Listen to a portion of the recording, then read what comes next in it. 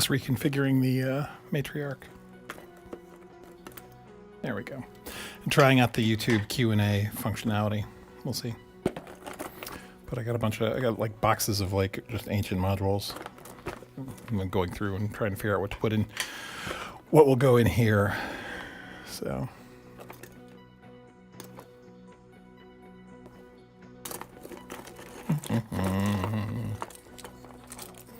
I am on holiday. I think I'm talking to nobody, but that's fine. It's getting recorded. So for future viewers, I'm on holiday this week. So my wife is also on holiday, but she is visiting her family in Florida. And so I have an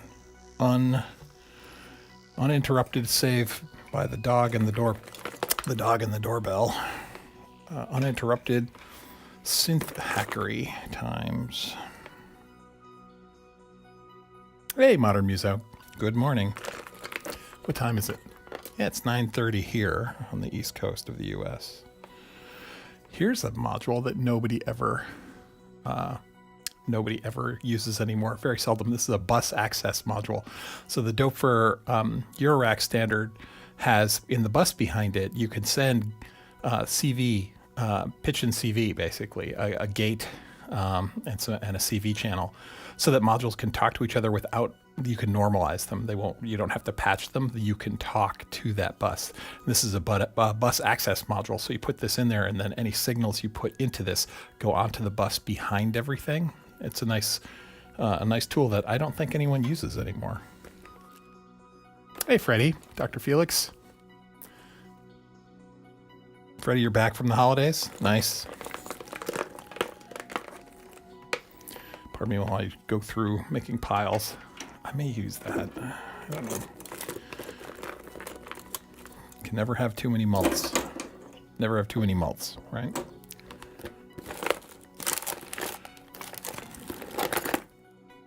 Or blanks, actually. Let's see. Set those aside. Azarius42. Hey there.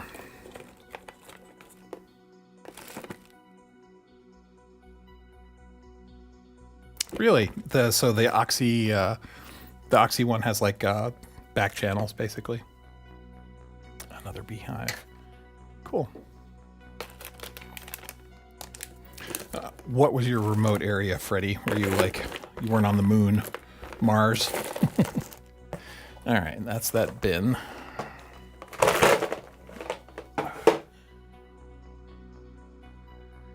Hey, Biscuit. Oh, it consolidates 8 to 12 not over a single HDMI cable. Oh, interesting. I've seen another brand of module. Who has it? There's a channel, Dr. Cynthio, and he hangs out with us. He's got, there's another competing standard that uses, I want to say it uses a USB-C cable to aggregate 8 CV and gates, something like that. I don't know. There's lots of technology is advancing. All right. Let's see. So the goal today is to get this matriarch to a place where I'm happy with it, right? So let's see what do we have configured right now. Let's do this. Temporarily mute. I've got Andy and performance Andy and I did a while back playing in the background. So the matriarch's up and running. The modular section's unpowered.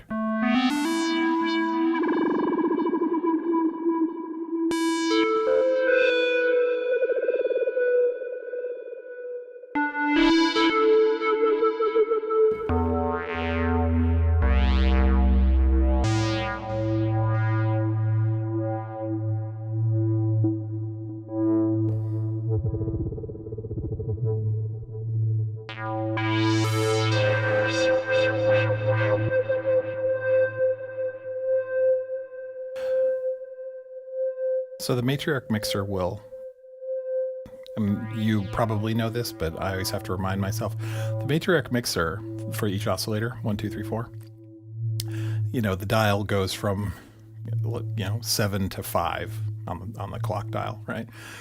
Noon is like unity, right? Anything above noon on any of these, and you're clipping the mixer, which is, sometimes desirable.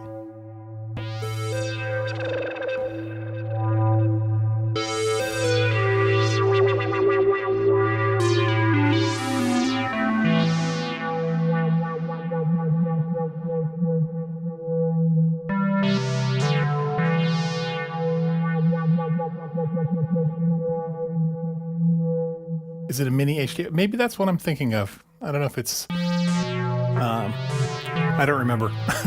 So I'm fairly behind the times. You can count on me to reliably find new technology about a year after it comes out. That's my ancient behavior. So anyway, so the Matriarch's set up with just a really basic patch. Aftertouch is bringing the LFO rate up, and the LFO is playing with the filter.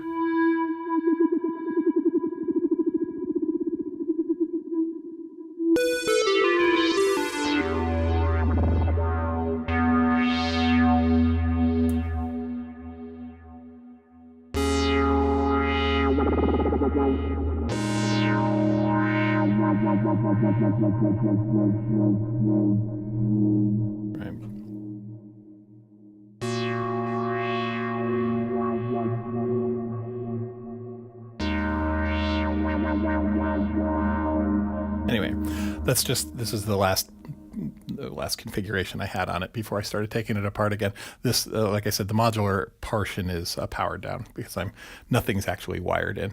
I'm going to be pulling most of these and then reconfiguring. So that's what we're doing. Hang on. Bring Andy back. There we go. Have a little background when I'm not trying to make some music and I'm just sort of working on the modules. What are you guys up to today?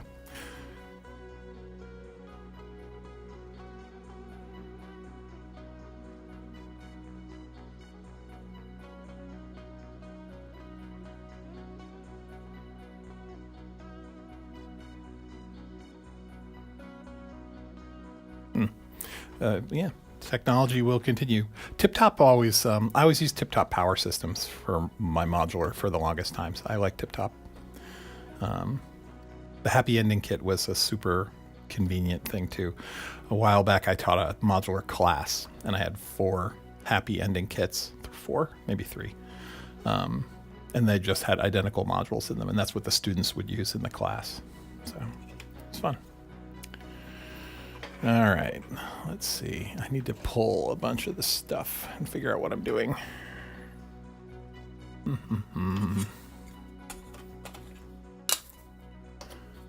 Let's see. Those are all still screwed in. Nope, that one can come out. I don't have the fancy modules. These are all pretty old. I haven't bought a new module in a couple of years. The Mantis case. I like the Mantis case. How heavy is it? It looks really heavy when it's full. I mean, the modules can be heavy, right? But the case itself looks really beefy, and so it's probably full. This particular is just a rack extension. It's not intended to be traveled. But when I did travel, I used a Pittsburgh modular sort of giant wooden suitcase thing with a cover. It's very nice, well built, but it's a gift for my wife. And that eventually, when I cleaned out my modules the first time, I ended up selling it to a local synth nerd. So, and he still uses it, so I'm happy. Hi, Bill. Bill is not watching. There we go. I thought that was uncabled, but it was still cabled.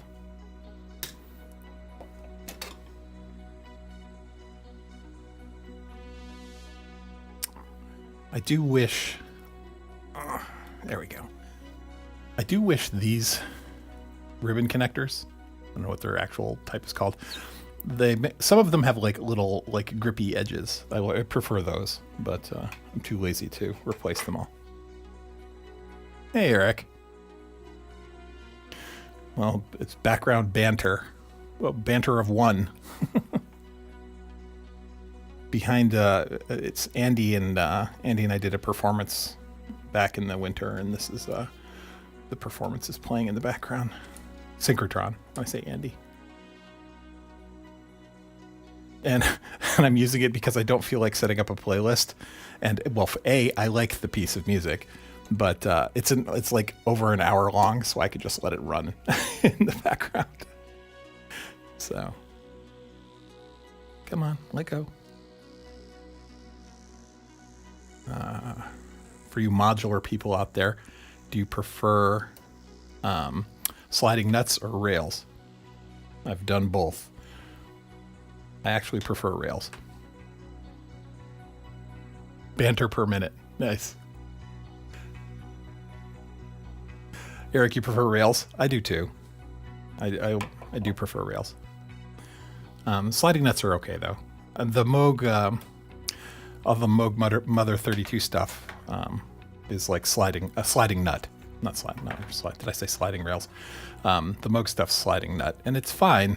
But what was really annoying is it turns your Mother 32 or whatever you're doing, or your modular, like the Mother 32s are easy to pick up, right? But with the sliding nuts in there, it turns it into like a rain stick, right? When you move it, the nuts all go, right? So, which is fine. But it's the aesthetic, right? Wave folders. All right. The knurlies. So your rack. So I've got knurlies like here, over here. This stereo strip, which is an awesome module. I don't do like module reviews, but I have my experience with this is it's really just a really nice utility. Like for gain staging and adding a little sort of nonlinear, it'll get a little crunchy if you want. And just the panning and having a very quick 3-band EQ for bumping stuff. This is awesome. That's just a great utility to have. So who makes that DivKid's strip? The Neutron does the rain stick thing. Yeah. Hey, good morning, Garen. Are you traveling today? Are you in DC? Azaria says rails all the way. You swap the sliding nut for rails on the Behringer case? I got it. Yeah, I mean, how much does a rail cost? Like if you're going to get, my very first modular was Tip Top. We use the Zeus power supply in the background. I built it myself. I still have it. It was if you look at the stream, it's a big green box. I call it Calculon. My son and I made it, but it uses the rails. But that thing's 168 HP. It's like really, really wide. It's my eyes were bigger than my stomach when I built that. So, hey, Thomas. So this is total cache stuff. I'm just reconfiguring the matriarchs, the modular pieces of it. I'm on holiday, and that's about it. Get some Bifaco knurlies, says Freddie. I'll check them out. The problem, this stereo strip has knurlies on it. Sort of. I don't know. They're grabbable, right? But they're still really small, so I don't have a lot of leverage. Also, I have really big fingers, right? So, but that's just the nature of Euro rack. It's going to be tight for me no matter what. But that's okay. A bunch of guys on Etsy make the rails. That's interesting. So this is I have very little experience with Etsy. My wife's all over it. But, I did make a purchase off of Etsy in that I bought these. I don't know if you could see these. I bought these blanks, and they're just beautiful. It's black with the gold/copper. These were relatively cheap too, right? And they're just lovely sort of what is it? What's the French Art Nouveau, right? Very sort of French style, kind of little beehive, honeycomb sort of motif going on there. Full, not quite paisley, but this sort of I love it. So that is my one sort of purchase from Etsy. Hey, Quattro Magina, how's it going? Quattro Thomas, if anyone else came in. I'm testing in this stream as well the Q&A. So if you guys want a specific question actually answered, if I miss the tag or something like that, add it to the Q&A, and I'm curious to see what happens. Because from my perspective, I can watch the live chat, but I can flip it over to say, show me the questions, right? Because if that works, that solves a lot of problems. Because I don't want to have an administrative assistant sort of keeping track of questions and sort of aggregating them all. It's super useful to have someone to do that. But I don't know. It's like it's one more thing. It's another layer of, responsibility, I guess.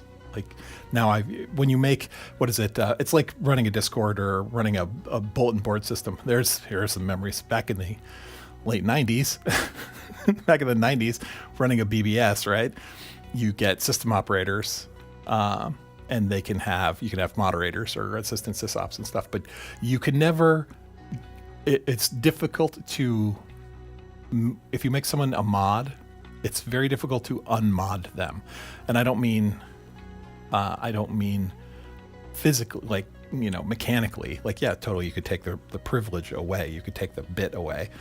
But when you make someone a mod in a community, it's like emotionally, at least for me, it's emotionally difficult to unmod them, right? So it's sort of like an internal thing, and that's why I tend to not do that. So, hey, Animotion. We were just talking about you in Discord. We were discussing guitar stuff. Or yesterday. Biscuit says, what Q&A? I put QQ before something earlier, but I missed it. So there should be a tag at the top, like a little thing that says, ask your questions here. We'll see if it highlights them for me. Click on that and put a question in it. See what happens. Allegedly, it will show me the questions. So let me know, Biscuit. If it doesn't work, it doesn't work. I'm trying this feature. Let's see. Hey, Breathalyzer. Yes, no one expects the Synth Seeker Inquisition. You see it, Biscuit? All right. You see the block there, Garen? Okay. I'm going to go take a peek at the questions and see if there's something in there. Ah, nothing yet. So who knows? There may be latency and all sorts of things.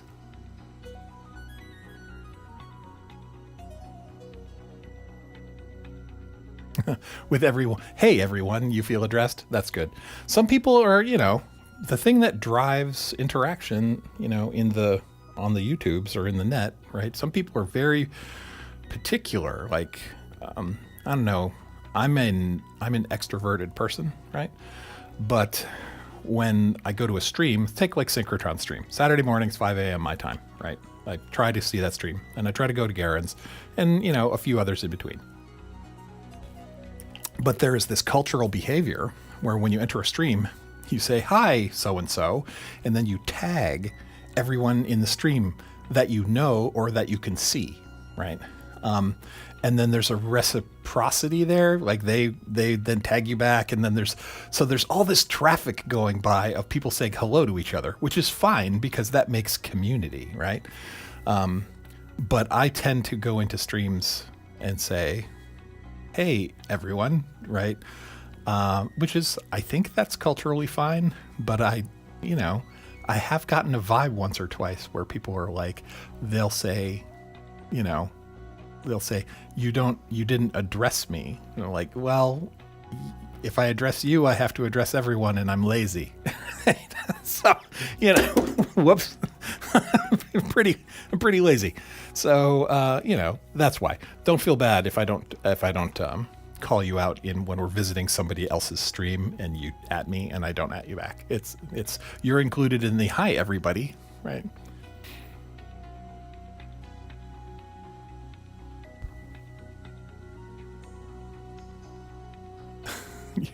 So you can't. That's fine.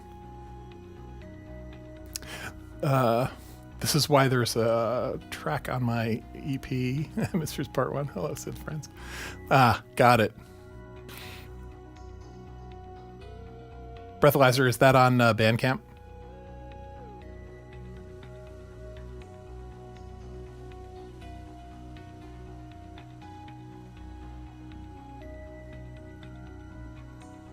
I'm reading the chat. I'm just trying to keep up. Off 95? I don't know what that is. Bye, Anna. See you. Have fun.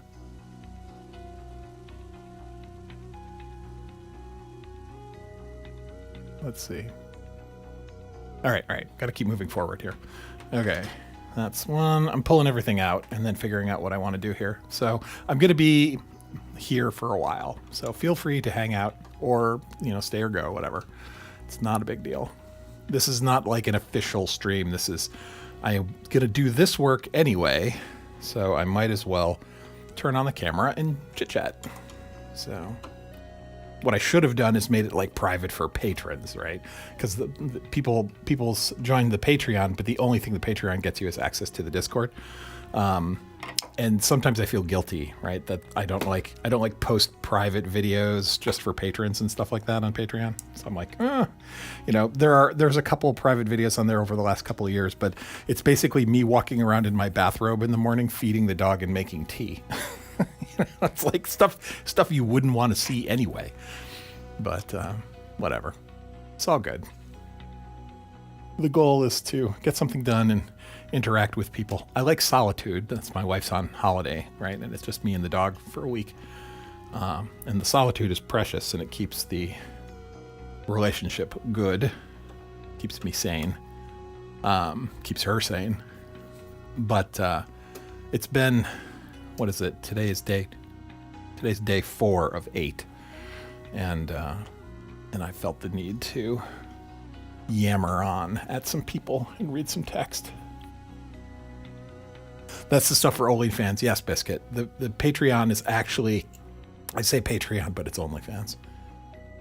There are people who use OnlyFans for non-sexual things. I heard. I haven't actually ever been to an OnlyFans. That is not like any kind of virtue signaling or anything like that. That's just, haven't got around to it. No one sent me a link and said, look at this craziness, but please don't do that. Let's see. That could come out. But I'd imagine there's somebody on OnlyFans that isn't exposing their genitals. Let's see.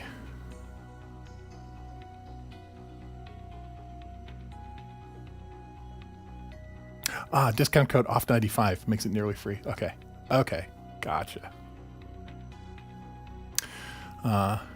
You really like which setup, Garen? The modular setup? This stuff, or the setup somewhere else? Only Synth fans. That is so true. Oh, only Synths. Yeah, the modular. Yeah, I'm aesthetically, this is a beautiful rack extension for the Matriarch, and it dovetails well. It puts the wooden end chonky cheeks on the side of it. It's just a beautiful piece of work. And I just like I said in the stream or the podcast video I put out the other day, it needed to age, right? That is definitely my behavior, right? I buy a synth or buy a piece of gear, and I check it out for the first week, and then it sits in my studio and ages like wine for an undetermined number of months. And this has been sitting here since the summer, or since the fall, September, I think. And it's time to start getting it rolling. And but it's very nice. It's well done. It wasn't cheap, and the person who built it is definitely an artisan in that he's super. He's kind of flaky. He's very friendly, but he's a little flaky and kind of, he focuses on his woodworking art, not the business aspects of it quite so. I mean, he focuses on all of it. Eventually the transaction happened and it got delivered. But there was some confusion. He thought I was sending him emails, and he thought I was a different person. And so I was getting responses from him that didn't make sense because he was responding to my emails, but the response he was typing was to a different customer. And then he's like, so in regards to that thing you ordered, this is what I did, blah, blah, blah. And apparently he had been having an argument with that customer. So I sent him an email, and then I got a response that was like kind of grumpy, just a little, you know. And I'm like, whoa, you know, what's going on? And eventually we worked it out that he thought I was someone else. So whatever.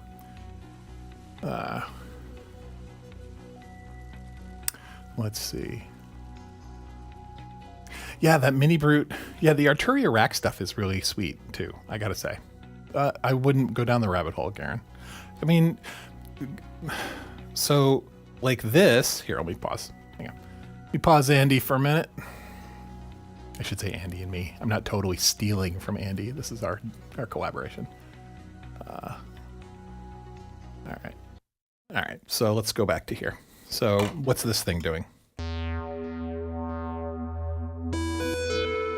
So this is just as much modular as you should. This is a good level of modular for you to do, right? Get a semi-modular, get a matriarch or something, and get a, you know, and then just play with this and see what you can do with it, Garrett. Get your feet wet.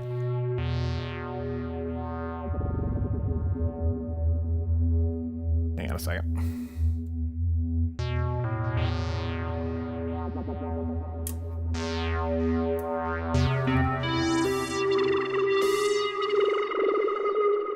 Right, because this patch, what this patch is doing right now is there is an LFO that's opening and closing the filter. Open. And then the filter is also being slowly closed by the filter envelope, right? So, but the rate of the LFO is controlled by the aftertouch. Right, and we can take it.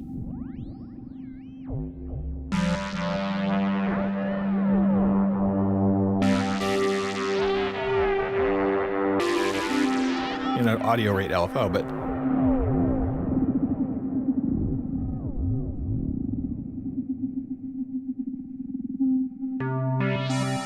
right, and that's just some very basic patching, right? So aftertouch. Oh, this is something that's really nice. I don't know if you guys can even see this. Hang on a second. Let me look at the stream. Yeah, okay. So over here, this little teeny, you know, one rack unit, the back of the Matriarch has a bunch of jacks for patching things in, and it's a terrible design because you can't see them, right?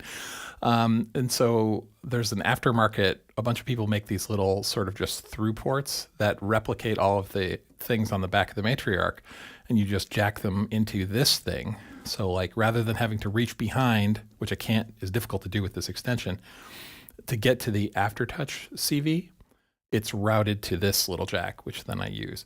Now the problem with that is this thing also offers a bunch of connections into the clock. But as soon as you plug a jack into the clock inputs and outputs on the back, the behavior of the sequencer changes, and you're sort of locked into it's expecting a clock, right? And so you have to, it's not a great solution for that. But again, that's because the Moog is normalized on those jacks. But anyway, go figure. Yeah, so.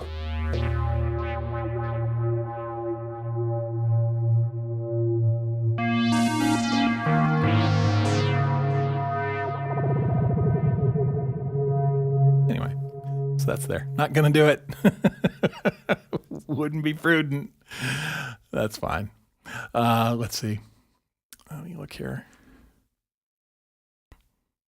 Let me look to see. Has anyone tried the question thing? Oh, Biscuit, you did. Okay. How does the rack attach to the Matriarch? Biscuit asks. Well, so you can see the beginning of it over here, right? On the edge here, there's a wooden end cheek here and here, right? And the manufacturer supplies these end cheeks, okay? And they literally are like cups, and they suck onto the plastic end cheeks. They wrap them. So there's no disassembly. You do not have to take apart the Matriarch at all. These wooden end cheeks sort of fit over it and lock into place. And then they provide the pins that this wooden extension rack gets to, right? connects to. And so, yeah, that's how it attaches to the Matriarch. And so I can pull pins and remove this back piece. And it has its own power supply. So so I can have the Matriarch on and the modular off. It works. It's a really, really nice design. I like this guy. Except that, doing business with him is challenging. But other than that, it's fine. And is it a special rack case designed for the Matriarch? Yes, it is specifically designed for the Matriarch. That this is made by, what's his name? Eric something, a dude out in California. So, and he uses third-party power supplies. These are Escatonic power buses, right? So it's a good, high quality, good work, good craftsmanship. And the components are clean. So I'm happy with that. Nice. All right. So the Biscuit, thank you, Biscuit. The selection thing is working. All right. Interesting. From the controls from the question thing is the options are remove question, which I can do. It says deleted by, I don't think I need to remove it. They'll just queue in. That's fine. I can put users in timeout or go to your channel. Oh, and select question. All right, so if I select your question, what does it show up in the chat? Oh, it does. Okay. Half God, half beast asked. That's not a bad process. I like that. All right, we'll go back to live chat. I'm standing here beside myself. Oh my God. What was that? Short circuit, right? No disassemble, Johnny. Yeah, Johnny 5 is alive for sure. Okay, as long as we're doing the old 80s references. All right, let me go back to working on this thing here. Hang on while I turn Andy back on.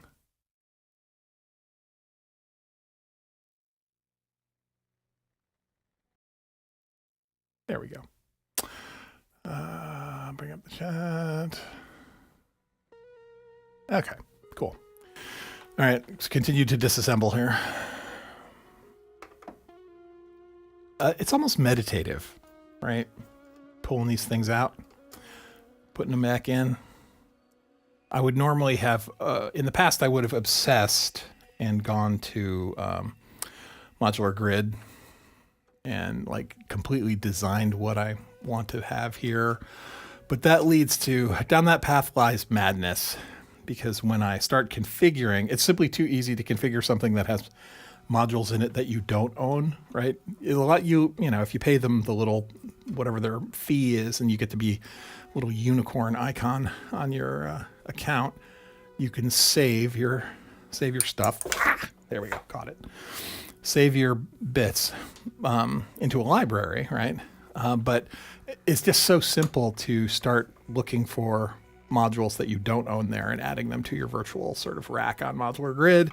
And that leads to, conveniently, they'll show you in the marketplace whether those things are available for sale. And then you start buying stuff, and it all goes downhill from there. Your bank account takes a major hit, right? So let's not do that. So I'm not going to design this in Modular Grid. I'm simply going to do it on the fly while we're here. You guys can see what's floating around in the garbage box I've got here. My ancient modules. Here's a really ancient module. I showed the bus access module earlier. So this is from Circuit Abbey. This is a VAC-VAC. It is a dual Vactral VCA, which apparently Vactrals you can't get Vactrals anymore. I guess I may have misread this, but there was something that crossed my feed that said the EU has said that something about the manufacturing process for Vactrals is bad, and at least the standard ones that everyone was using are outlawed. And I don't know if that's true in the US or not, but a whole bunch of modules, maybe it was just, module manufacturers drumming up sale, fear of missing out to get rid of overstock or something. But apparently Vactrals are hard to get now. So, and this is a dual VCA that's based on Vactrals. So its behavior is very musical. I'm like these. And it also is a little integrated mixer. So I've got a couple of those floating around. But you can tell it's old because it's super deep, relatively speaking. Right? I don't think this will fit in this case. it'll fit on the edges, but it won't fit where the power bus actually is. It hits the power bus because this case is relatively narrow. Will it fit in the lower ones?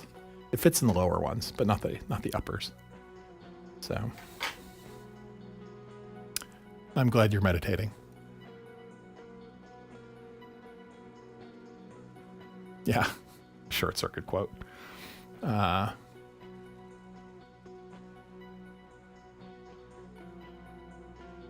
So Task Boy is the recipient of all my Behringer Eurorack. So I'm not bashing Behringer, but I will say this: the Behringer Eurorack units that I had in here caused noise, and it wasn't like 40 cycle. It wasn't the ground loop sort of noise. It was a high pitched whine, and so basically I literally spent a weekend pulling out a module, turning it on, putting that one back, pulling out the next module, turning it on, and basically going through and removing modules one at a time, powering up and listening to a no signal, just listening to the audio out.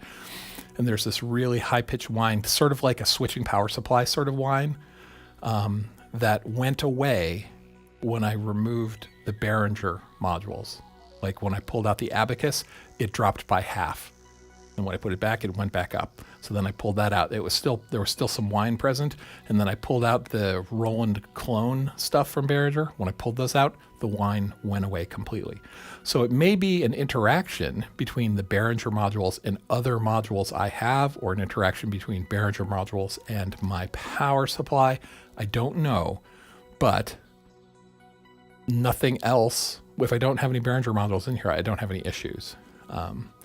So, which is sad because I liked those modules. They sound good when, other than the noise floor, this high-pitched whine.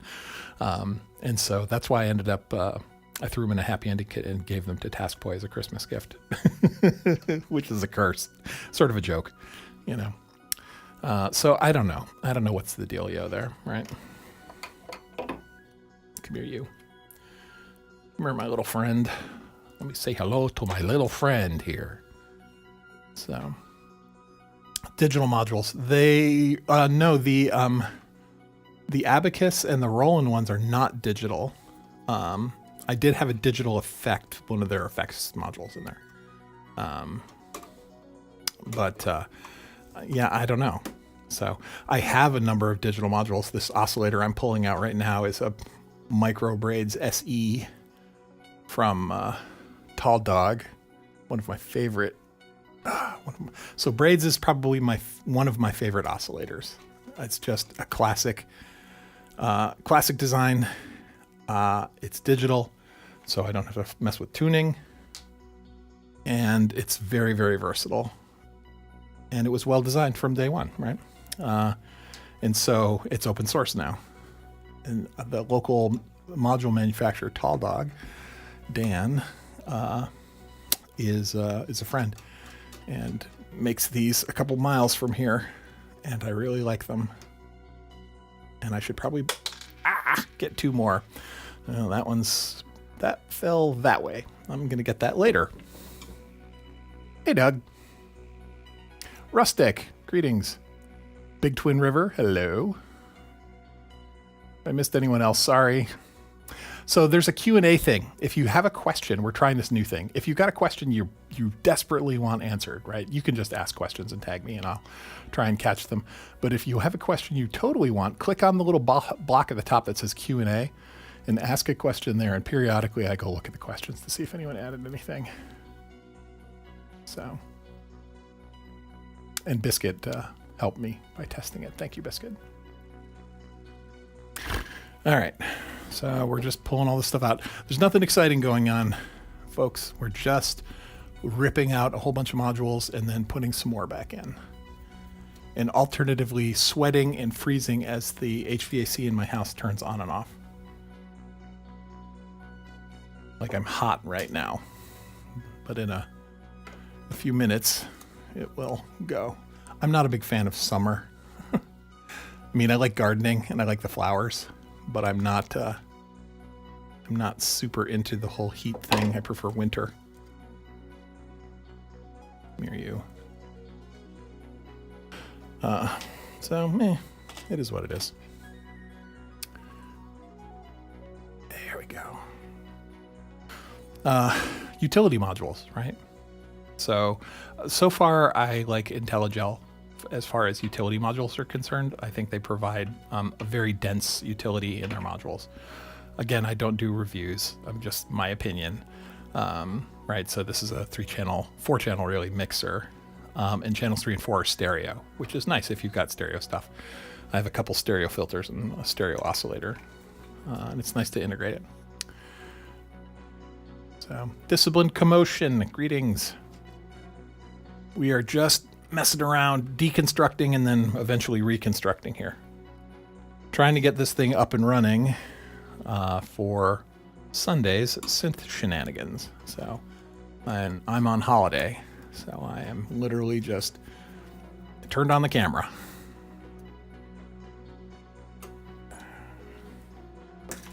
We're listening to Synchrotron and myself in the background. Performance we did back in the winter.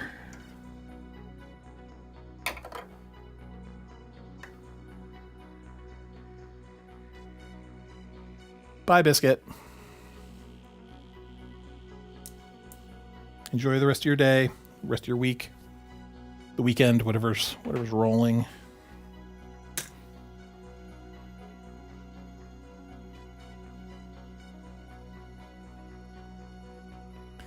So, let's see. I keep dropping things. Panic. Yep, Andy. And Synchrotron. Right? That's Andy. Saturday mornings, 5 a.m. Eastern, U.S. time. Right? Good drone stream. Plays guitar over it. You can hear his guitar noodling in the background right now. He and I did a little collab earlier. It was fun.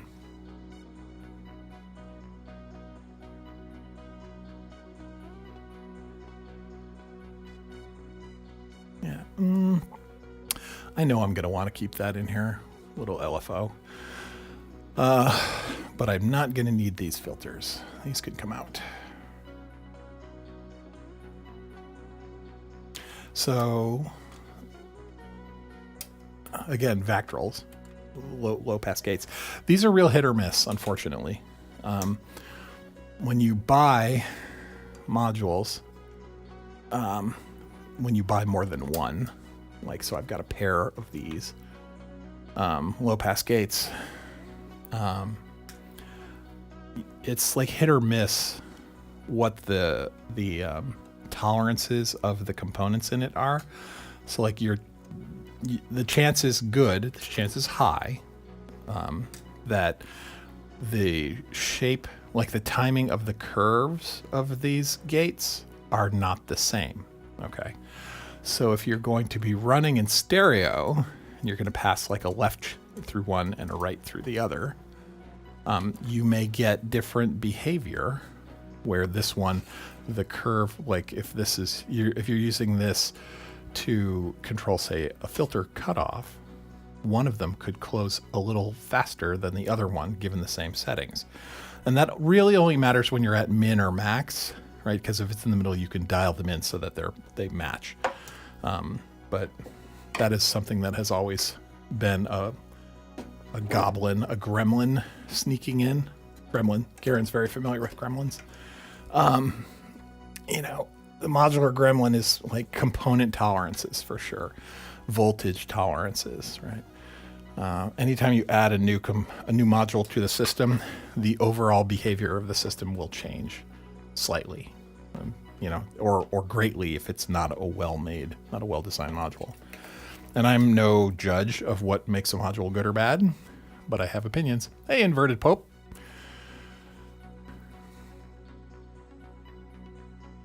So we're trying to think, if you do have a question, you could tag me with it, but if you click on the box in the top, there's like a Q&A thing. You can type in questions there and it'll pull them aside and highlight them for me, which is kind of nice. All right. I think we're done as far as yanking things, because the 1U stuff can stay where it is, right? This is a little,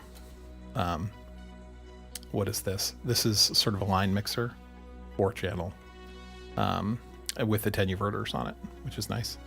And then we've got a little LFO noise generator or sample and hold sort of module here, which is nice too. Like, so the philosophy for what's going in this rack. So Matriarch is great.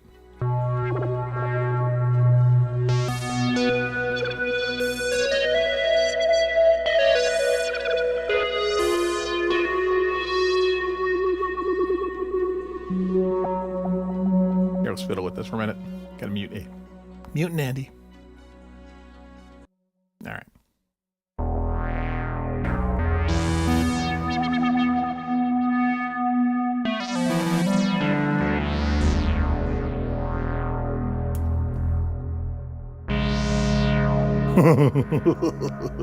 Oh, don't we love analog? So this is one of those gremlins that really bugs the shit out of me. So let's turn our effects off for a second. Okay, no delay, and we'll turn off the delay. We'll turn off the reverb. All right.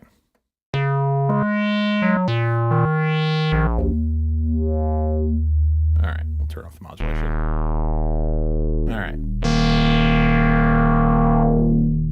Come up an octave.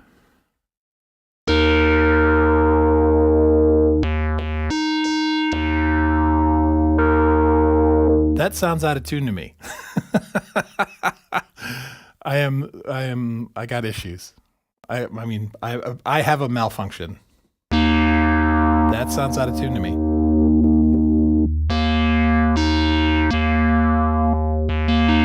Now, that's oscillator 1. I cannot tune oscillator 1. I mean, I could globally tune it, right? And ostensibly, let's try to open the filter. I could tune oscillator 2. Let's drone them, shall we? And keep the filter open. Come on. I am in drone mode. Oh, because the filter's closing, because I'm an idiot. All right. Let me know if that's too loud.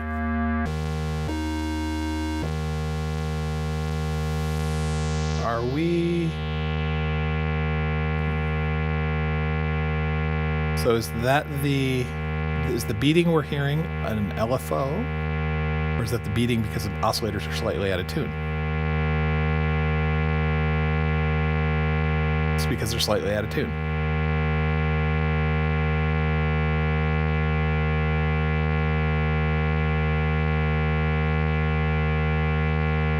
All right. So that is oscillator 1 and oscillator 2. Let's do this.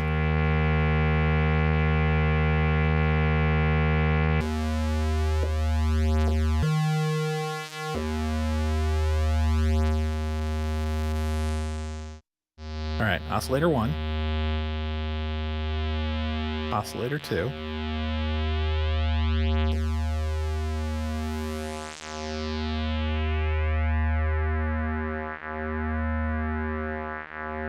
we don't want it to be, I know, part of the loveliness of analog is this beating, but I'd like it to stay pretty close. Now,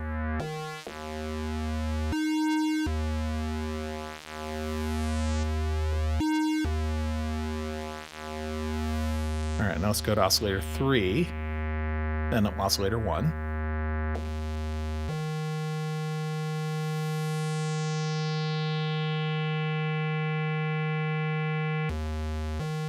Oh, sorry. Got to be in the right mode. There we go.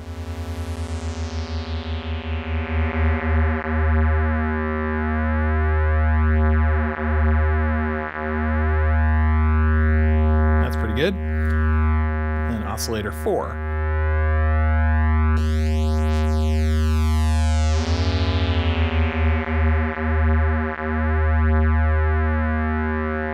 All right. So now if I bring all these back in,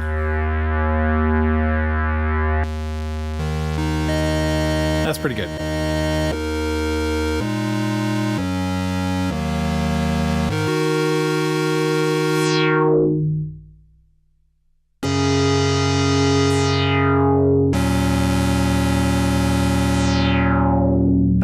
So it was just the oscillators. The individuals were, I must have bumped the knobs or something. It was bugging me a little bit. All right, now let's make it all big again.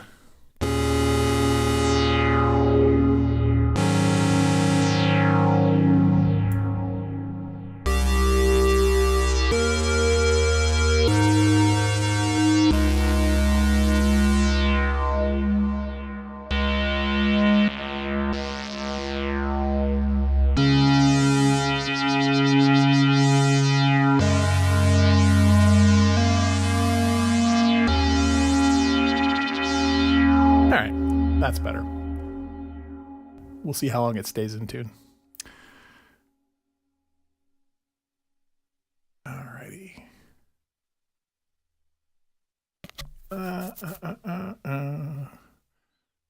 Don't get the gremlins wet. That's very true.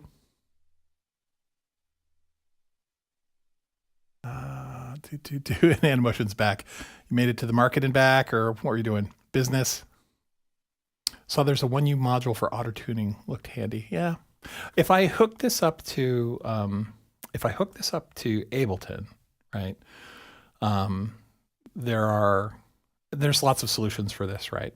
But if I take the voltages from like I run CV outs from my audio interface. If you've got a DC coupled interface, you can run control voltages out from VSTs or utilities in your DAW that will specify the pitch for an oscillator, and then that same VST will listen to the sound, the pitch that's coming in from the oscillator, and then micro adjust the CV to make sure that that oscillator stays true in tune.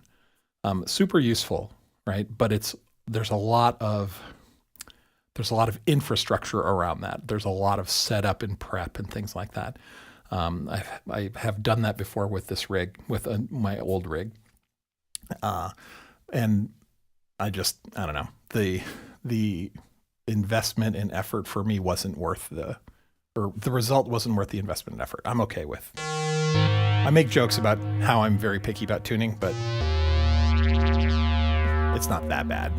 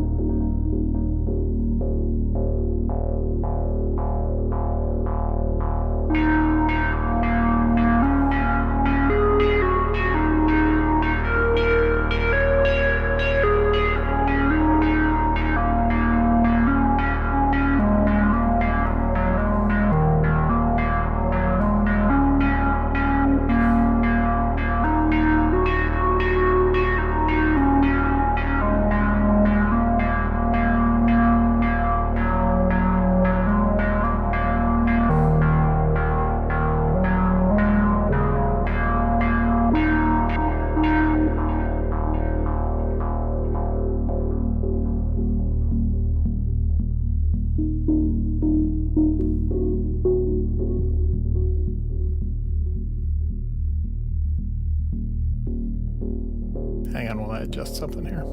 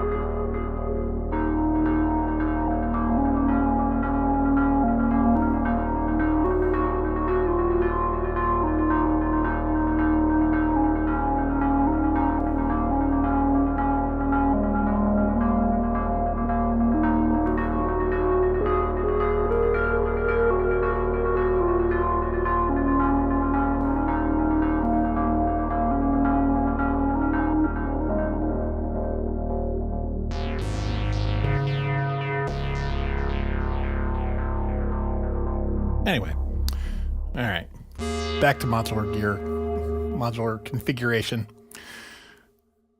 Hey, Wabbit, how's it going, man? You were just food shopping, nothing too exciting. I understand. Anna. Okay, hold on. I want to do that. And I want to do, there we go. Let me look at the chat real quick. Tuning drift builds character. Yeah, kind of like Matt Burns, or so they say. Nice, Karen. No. Not for me. It's okay. I like things that are out of tune. I like the effect that you get with oscillator drift, but I want to be in control, right? I want to tell my oscillators when I want them to drift. Right? And there are very few cases where I'm okay with that. If it's a monophonic synth, I'm fine. But if it's anything that I have to play, any kind of a chord that's, outside a single octave, I need them to be tighter, right? That's just me. All right, so here's a mess. What do I want to put in this thing? Well, I know for sure we're going to put a couple of these braids back in here. Where's the other one? Hello. It's the problem with putting things down on the table. Ah, there it is. Nope, that's steppy. Here we go, braids. So what's the goal here? So the goal is, I like the Matriarch as is, right? So what modules would I add to the Matriarch? Well, I would like to have I would like to be able to take some of these braids, digital behavior oscillators, right? To sweep wavetables and all sorts of interesting things. There's a really cool oscillator mode on the braids called the pulse train, which is just a really interesting, both interesting from a pitched perspective, like timbre of the oscillator, but if you use it as an LFO, it's really fun, right? So the point of these two rows is to provide utilities to plug in as needed. I went through a phase where I was like, no, I'm going to build this modular system so that I will take the modules and I will patch them in, and it will be a Matriarch plus extra features and create a new instrument, right? Now there's some problems there, right? Unconnected with no panel access to this, right? So behind the scenes on the Matriarch for these 4 oscillators, there are magical hidden VCAs, okay? There are VCAs behind here that you cannot control and you cannot get any voltages out of. Like you can't tell when they're open or closed or anything like that. I mean, you can because you hear what's going on. And it has to do with the way the paraphony is set up, right? So when this is in 1, 2, or 4 mode paraphony, however you say it, the behavior of those VCAs is different, okay? And what that does is it makes it difficult to add more oscillators. Like my original plan was I'm going to have 4 additional oscillators up here and then 8 channels of mixing, so I could say this oscillator and oscillator 1 of the Moog are mixed together, and I've got a dial that I could set, go back and forth between them, and do that 4 times over, and have basically a Matriarch with a mixture of Moog analog oscillators and these digital ones that I like from Tall Dog, right? And Q&A doesn't work on mobile. Thanks, Wabbit. Thank you for that feedback. That's good to know. Now, the problem is these hidden VCAs make that really difficult. And the only solution I could figure out was to use a MIDI to CV module that does 4-note polyphony, except that I can't find one that works appropriately because I need gate control, and then I need to add VCAs out here to mimic what's happening in here. But I don't have enough access to what's happening with these magical hidden VCAs in here to be able to do that effectively. So throw that idea away, right? It's doable, but it involves spending more money than I feel like spending, right? So that's the point of this modular sort of experiment, was to say, okay, I'm going to spend probably too much money on a case extension for the Matriarch that I like. It's going to constrain what I can build to this size. I'm not making another modular case. Okay, those 15 years ago, that journey started, and we're done with having the giant wall of modules. Hey, No Lake. And just put in all reverbs, an entire rack of reverbs. So close. We're getting there.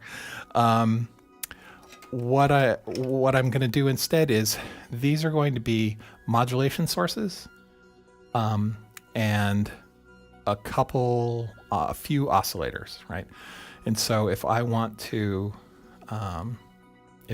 use those oscillators as LFOs, I can. It's really easy. The Matriarch setup, as far as the keyboard CV out, you only get one. Like the Matriarch will only give you the last note played, even when it's in 4-note mode, right? It doesn't have 4 CV keyboard jacks on the back. It's only got 1. So if I'm in 4-note polyphony mode and I play a chord, whatever note on that chord is the last one struck, that's what the CV out, keyboard CV out, will go to, right? So essentially, when I can use these oscillators to supplement the Moog oscillators, if I'm in voice mode 1, monophonic, that'll work fine as expected. But as soon as I go to voice mode 2 or voice mode 4, the pitch of that oscillator is going to be entirely dependent on the last note I play. And that's putting too much constraints on how I play, because I'm a very sloppy keyboard player, right? So if I can hit a chord, right? If I can, hit a chord such that I time it so that the deepest note, or the note I want, is the last note hit, and then use that to control the oscillator. That's a level of expertise and control when playing that I lack, right? So what I'm going to do is rely on the Moog oscillators, have other oscillators available for when I'm in monophonic mode, but everything else is going to be modulation sources, right, to plug into all these things. That's where I'm going. And I've learned this about modular. Don't make a grand plan. Some people can do this. I cannot. Luke fails when he makes a grand plan, and modulargrid.net is a tool that really facilitates making these grand plans. Like, here's this design of the system I'm going to build, and then I go to actually implement the system, and due to tolerances and the nature of modular, it doesn't work, which is intensely frustrating for me. So instead, I'm going to treat this as my box of Legos, and I'm just going to put modulation sources and a few audio things in here, and I will patch them in more like a synchrotron, right? For a particular performance, I'll sit down, patch some things in that give me interesting modulation options, and that'll be good for that thing. Because this setup is one of the 4 stations that I'm going to rotate through on Sunday synth shenanigans. So this Sunday, it's going to be Matriarch. And essentially the week after that, it'll be a different station. And the week after that, it'll be the push and the Korgs. And after that, it'll be back to the Dallas system. And I'm just going to rotate around through those every week. So that's the idea anyway. VCV Rack is great to test. I agree. VCV Rack is good for high-level macro concepts, right? But the problem with doing that, the problem that you will encounter, unless you're very lucky or very wealthy, so if you only buy modules with really high tolerances, you'll probably be fine. My problem is that VCV rack is mathematically perfect, right? The voltages that go through it. If it says it's -1 to 1 volt, it's guaranteed. It's absolutely -1 to 1 volt. It's not -1.1 volt to 0.997 volt, right? And that's what it is in the real world, because component tolerances shift. So VCV rack is awesome, and it's an excellent tool. I actually prefer a different software modular system than VCV rack. Because I don't trust developers. So VCV rack is cool and good, but the library of modules out there is much like the library that you get for any programming language where there's a community-run package management system, and you can install like packages from random strangers. More often than not, you're pound including a hairball, right? So quality control. A little shaky. I work in the space of technical debt, and I have learned I do not trust faceless developers, right? Small utilities, that's great, right? But when it comes down to, and it's not that any particular one is bad, it's that the aggregation of the system, so VCV rack, you're getting not from one developer, you're getting modules written by 50 developers or 500 developers, and none of them talk to each other, right? Because they're all individuals making their particular module or set of modules. And yeah, VCV rack specifies standards that they have to write to, but my empirical experience is such that a system that evolves that way is going to have more behavioral variance than I'm willing to tolerate personally, right? I'm not saying it's bad, but I'm saying I'm OCD about that kind of stuff. So I don't use VCV rack. So it's okay. Please continue to use VCV rack. It's a fantastic tool. And if anyone wants to get into modular, you should try VCV rack first, because it's way cheaper, right? And if you don't like using VCV rack, you probably won't like the physical modules either, right? So that's okay. Opinions. They're all opinions. All right. So I want those. What other modulation sources? We want an LFO in there for sure. What else do we want? Going through my pile over here. What do we have here? Here's a precision adder mult from Erica Synths. I've complained about these before. It's a love-hate relationship. Erica Synths makes excellent stuff, but they also make garbage. It just depends on which one you buy, right? And what your tolerance is for, low tolerances. The black stuff, the stuff labeled black from Erica Synths is typically good. And the stuff not labeled black is, in my experience, not great. I've bought 8 modules that haven't been from the black line, and I've returned every single one of them, which I feel bad about. Maybe it's just bad luck. All right. So these Erica Synths black mults, they're mults and precision adders, like octave switches, +1 volt, -1 volt. These work great, and they're super precise.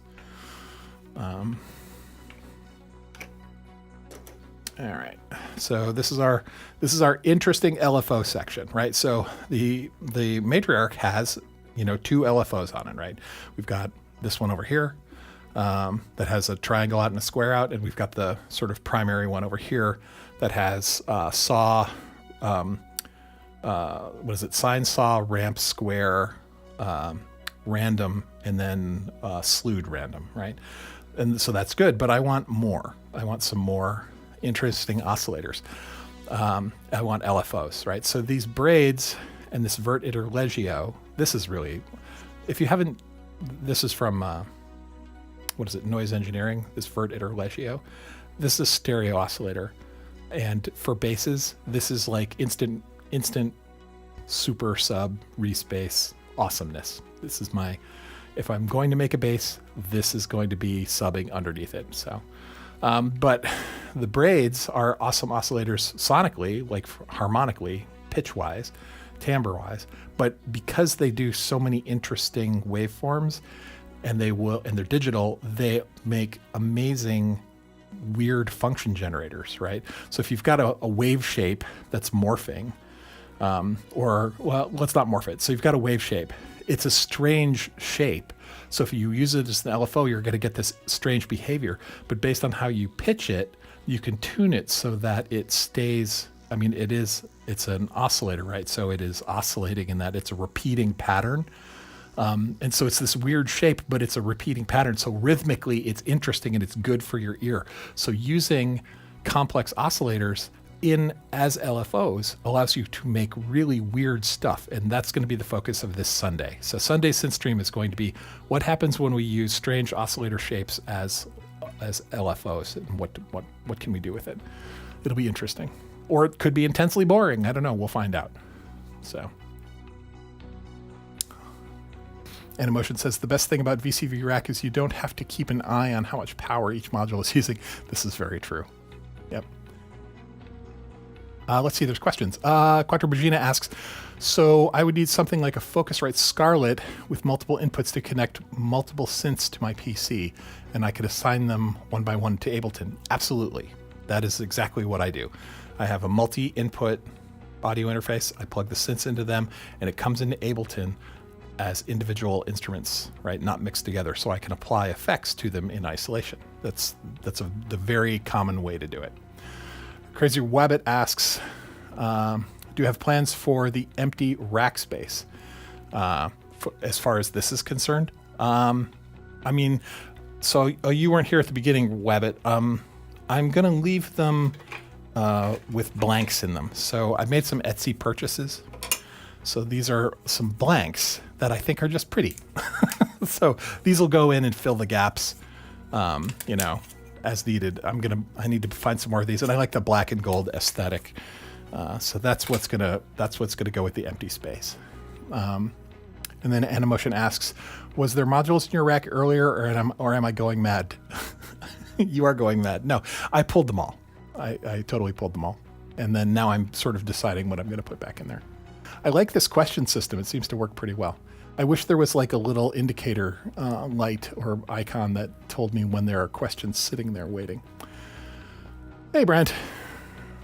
And Carf Darko. I see Synth Stream. I click. Okay. So what are we doing for the people who just showed up? This Sunday's stream is going to be about the Matriarch and doing interesting things with modulation coming in from the other modules. But I need to set up those modules. And so over the course of this morning, I'm on holiday now. So I'm here by myself and the dog. What time is it? 10:30. Okay, the dog is still asleep. He'll wake up around 11:45. And now I'm putting things in here that I want to use as modulation sources, and we'll get them wired in and see if we can test them out. Let's make sounds that have never been made before. I could eat some beans, and although those are not necessarily innovative.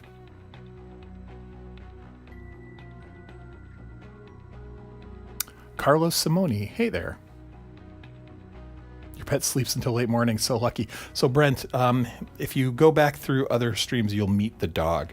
So we have a family dog. His name is Bubba, and he's a Bichon Frise, and he is just turned 16. And he's a good, all dogs are good dogs, right? There are no bad dogs. There are only bad dog owners. So Bubba's schedule is this. He's going to live forever because I think he only ages when he's awake. And so he's 16 now, and he gets up at 5 a.m., wakes me up. We go feed him. He goes for a walk. We come back in, and then around 5:30, we're back inside, and he insists that I sit on the couch with him. So I make a cup of tea. I sit on the couch. I drink my tea. I check Discord and things like that.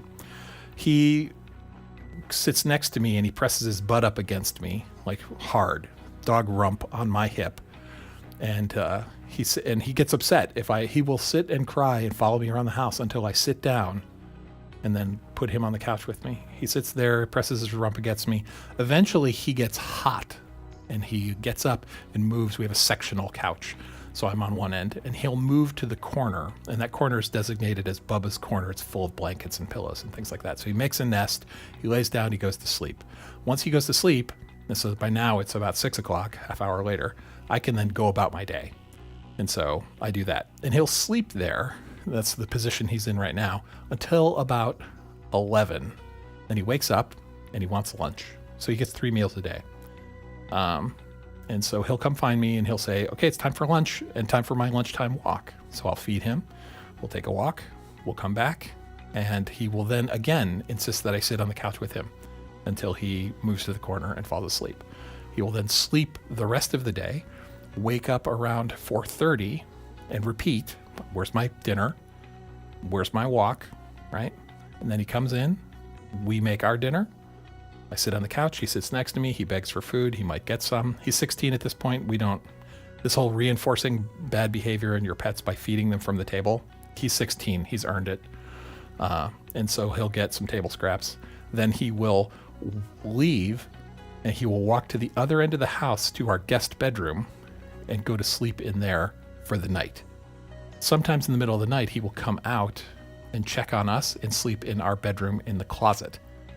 So when I wake up in the morning, he is usually either sitting in the closet bed saying, okay, it's time for breakfast, or he will come out of the guest bedroom and sit in the doorway of our bedroom and wake us up saying, okay, it's time for breakfast. That is my dog's pattern. That's all he does. If we go sit in the garden, he'll come out with us. He runs around the yard. He'll get, if we go in or outside into the yard at all, he'll wake up and come with. He'll come in, he'll expect a cookie, and then he'll go back to sleep. So he's going to live forever, basically, as far as the rate of stress and damage that's his life involves with. But he's also blind and he's mostly deaf, and he has no teeth.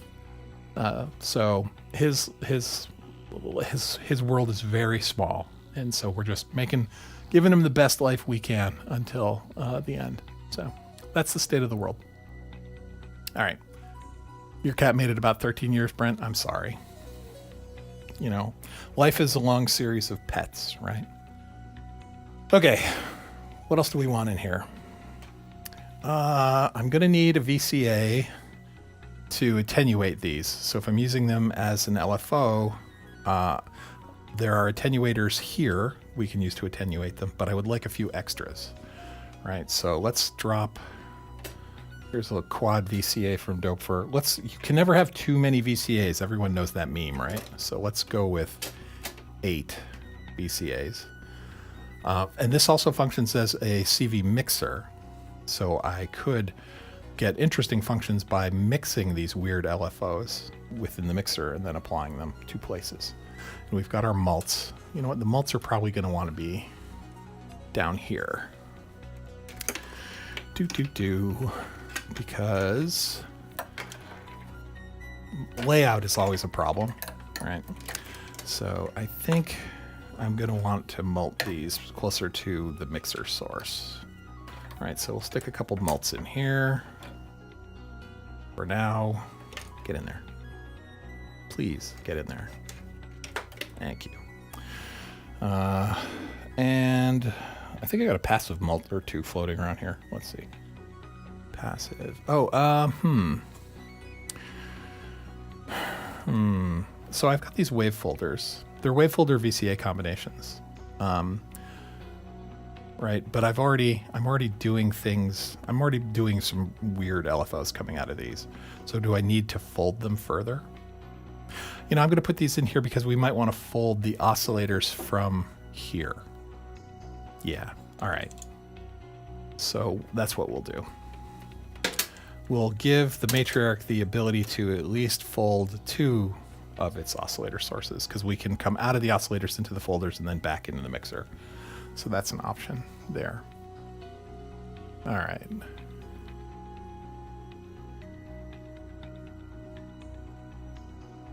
Okay. Continuing to think here. Hang on a second. There we go. All right. What else do we want in here? No. I've got a bunch of utility modules that are left over from other things. All right. So we can use these VCAs as a mixer, but sometimes we just need extra mixing. Now I've got these in this 1U space. These are with the 10U verters, which is convenient. I've got a noise source and a thing here. I'm holding on to this IntelliGel utility mixer. This is a good way. This particular module I find useful for, so these are mono oscillators, and this is a stereo one. When I want to mix these together, this is a great tool to do it because it has 2 mono channels and 2 stereo channels.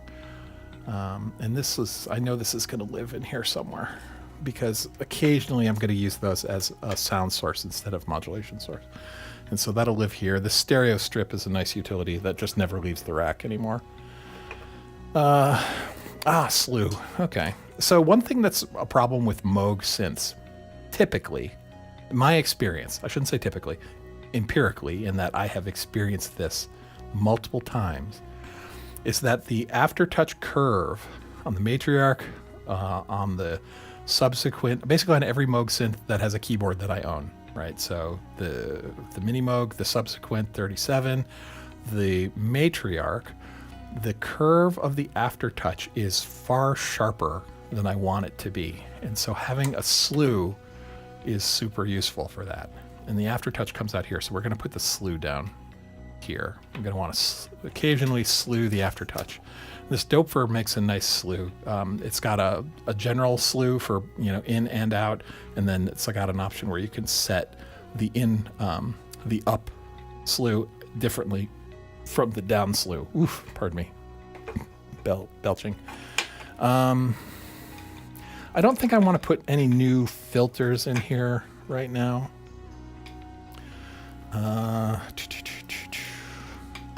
I might. So this is the Mutant Brains MIDI to CV thing that bugs me because it's busted. But it will get me pitches. No, I'm not even going down that road. I do not forgive. Well, I do forgive, but all right. I think that's probably good for this Sunday, right? So this is the shape of what we're going to be fiddling with. We'll have a couple wave folders for fiddling with the actual oscillator output and moving it back in the mixer if we want. We've got our slew for anything that we want to tame, so aftertouch being the primary candidate for that. I've got 3 oscillators here, one of which I like to use for basses. The other 2 we can use from a monophonic perspective, but I'm going to use them as crazy LFOs. These are going to be the weirdest LFO shapes you ever did see. And we can mix those together and attenuate them with our CV mixers. We've got good precise mults. We've got a mixer, a general utility mixer. We have stereo strip. We're going to use this actually with the Matriarch. We're going to take the output from the filter, run it into the stereo strip, and then run it back in. Because we don't want to bypass the delay and we want to make use of the Moog filters.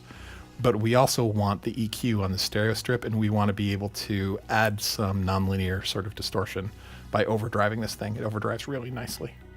So, looking for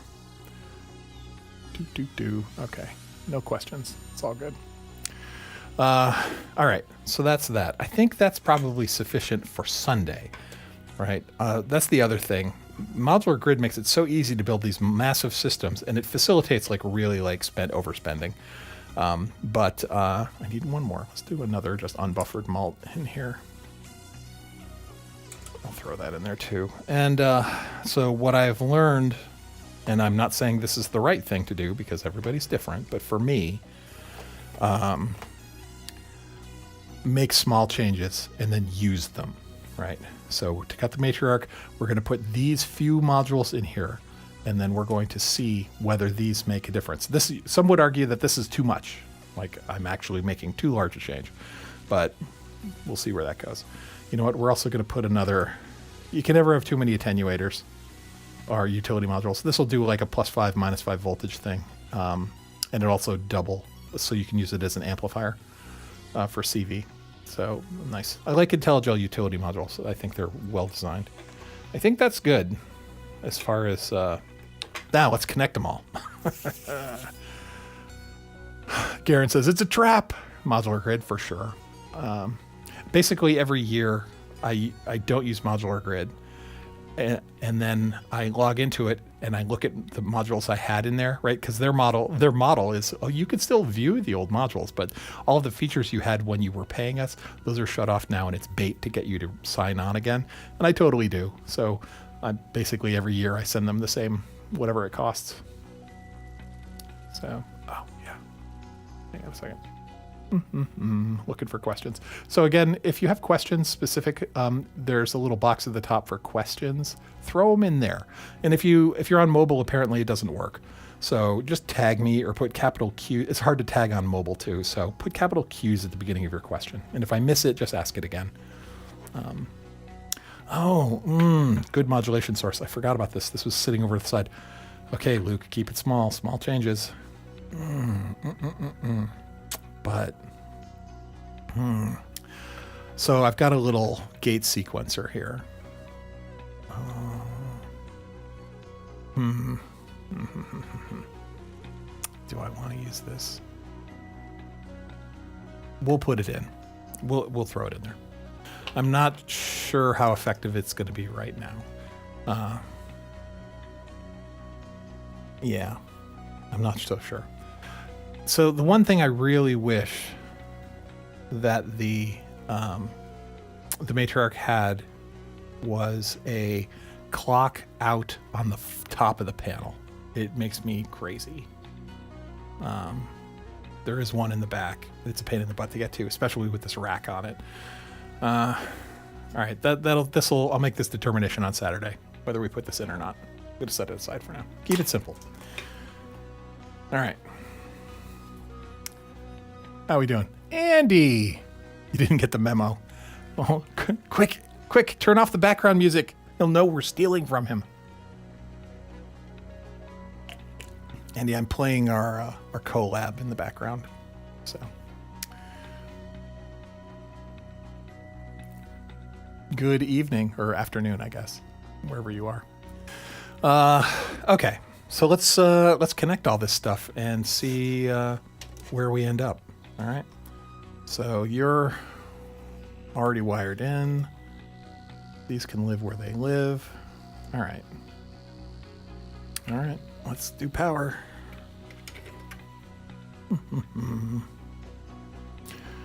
Two.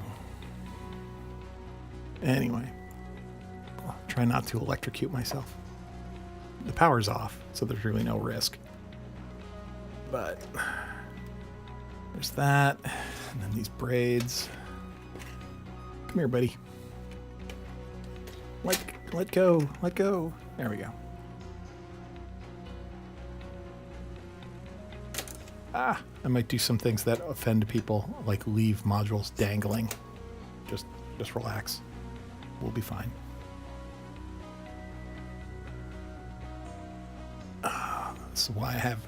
This is the demonstration of why my having huge hands is annoying. I feel like Andre the Giant trying to put a module together. There we go. All right, so if we're there and we're here and we're here, stay. So these ribbon cables are like little springs, because they're not, I don't make cables. I just don't have the tools for it, right? So if I can make my own ribbon cables, I'd make them to just the right length. Because there's excess, it's coiled up behind it, and because this isn't a very deep thing, it's like a spring, and it'll throw them out at me. So it's 4 p.m. Yep, Euro crack. I'm prepping the Matriarch for an experiment for Sunday, Andy. So I need a disting. A disting would be great. What's the other one? There's a crazy the robot. There's another LFO system, like a modular LFO thing. That someone was advocating on the Discord, Dr. Cynthia or somebody. I can't remember what it's called. But it was like the ultimate LFO system. I need one of those too. Droid, Dubstation 0. Hey, that is exactly it. Yeah, the droid LFO stuff is like bonkers. I was very much interested in that. Okay, can I reach the screw that fell back down there with these tweezers? No, I cannot. Dang. I dropped the screw down there, and I don't feel like reaching around, giving my modular a reach around, as it were. You know what I need? I need a magnet on a stick. That's what I need. You just joined. Yeah, well, you just joined. Good to see you. Let's see. All right, we'll go back to the live chat. There we go. Great. All right, so let's wire all this stuff together. So these are in. Let's put them in their place, shall we? So what are we talking about here? For those of you who missed it, we're going to use all of these oscillators as modulation sources for interesting LFOs. So oddly shaped things. Except maybe this vert interlegio. If we're going to run a monophonic patch, which I probably won't. I mean, why not? Why run a monophonic patch when you have the matriarch? That's sort of the point, was that it polyphony, or paraphony. But nope, come here, you. You're in the wrong spot. There we go. Yes, welcome to the Synth Seeker stream where we watch him fight with rails. Come on, you can bite. You know it's right there. There we go. We're going to use these braids as LFOs, as crazy LFOs. And then we have other modulation sources, but those are going to be them, and we'll see what happens. We also got another plain LFO floating over there from Doper. And some wave folders. So small changes. We're going to incrementally evolve the matriarch here into something that's just a little bit more than what it was originally, without trying to be too disruptive. I don't want to lose any behavior of the matriarch. See, this is a case where my fingers are too big. Come on, buddy. There we go.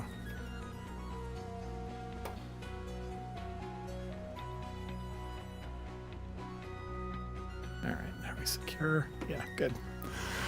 I should invest in knurlies. Someone else said that earlier too. So like there's a knurly right here.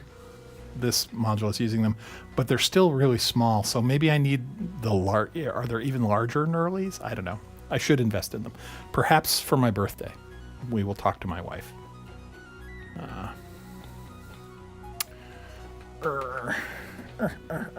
can see my head. I don't want to push it down behind the... Oh, and that's not a ferrous screw. Hang on a second. How do I want to reach that? I need a stick. Hold on a second. I need some sort of long implement. Hang on.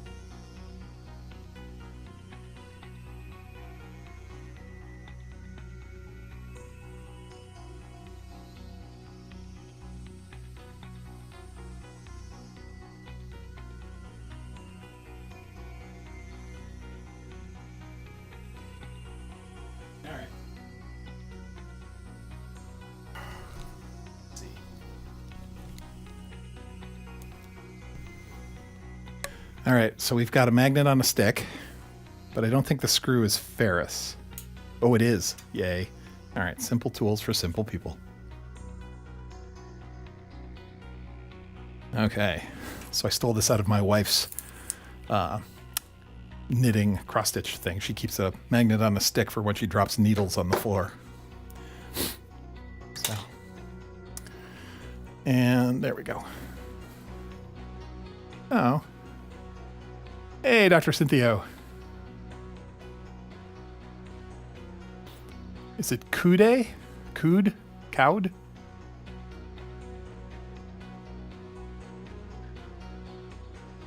All right, so let's try and get these in here.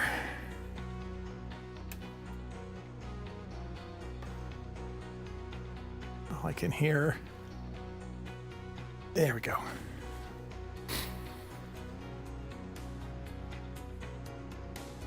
After later audio, big knurlies. All right, I'll Google that. Thanks, Dubstation. Thank you, everyone who's making that suggestion. Sometimes it's just inertia that keeps us in the wrong spot, right? Like I'm going to complain about how small the screws are and how big my fingers are like many, many times. Or I could just listen to the community and the problem has actually already been solved. All right. My case, yeah, the case is a bit more sturdier than the last one. That last case was extremely sturdy. That was overbuilt. That's a super strong case. It's the installation of said case into the table, onto the table of gear. That was the sus part. So if you don't know what Animotion's talking about, if you go look at January streams from this year, you'll see a modular that's resting precariously atop a couple laptop stands. That's what I did to elevate it up to get it into view. And just about everyone on the planet who watched the stream was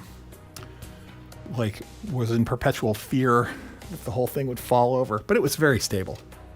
But it's sort of a running gag now. And that's fine.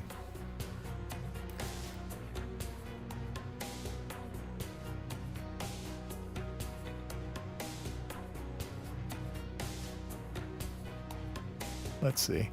Reading the chat. Let's see. Yep. So, again, if you have a question and you're not on mobile, there's a box there's a bubble at the top of the chat for questions if you want to have something specifically answered. And if not, just hang out. This is super cash, relaxed chat. I'm on holiday. My family is on holiday as well, but not here. They went to Florida. And I am, there we go. What else? Well, let's keep going. I'm basically in bachelor mode and enjoying it. And the dog is still asleep. Such a good boy. All right, let's keep that dangling. Stay. I need a cable. All right. Thank heaven for keyed connectors. Back in the day, way back, 15 years ago, when we used these ribbon cables, they weren't keyed. Like they have a little notch in the place where you seat it and a little tab to make sure that you can't put them in backwards. But back in the day, they didn't use them, right? It was just, you could totally put these in backwards. And the power, if you put it in backwards, you would fry your module and potentially others or your power bus. And so everything says red stripe down, right? So the ribbon has, one wire on it's red. So when you would plug it in, it's red stripe down or brown stripe down. And then on the circuit boards, usually still silk screened. Like this one doesn't have it because it's keyed.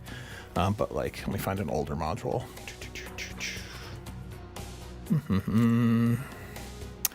That one's keyed. I don't have a module floating around that's not.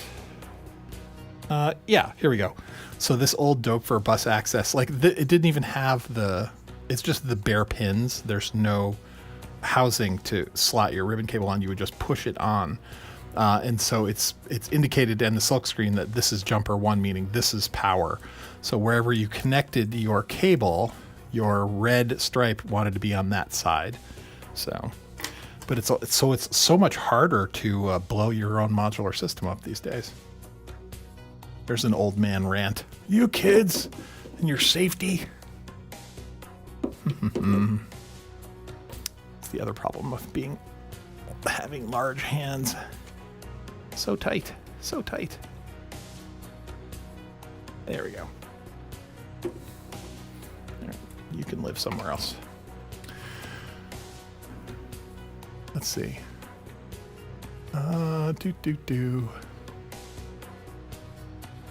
Hey, Recon.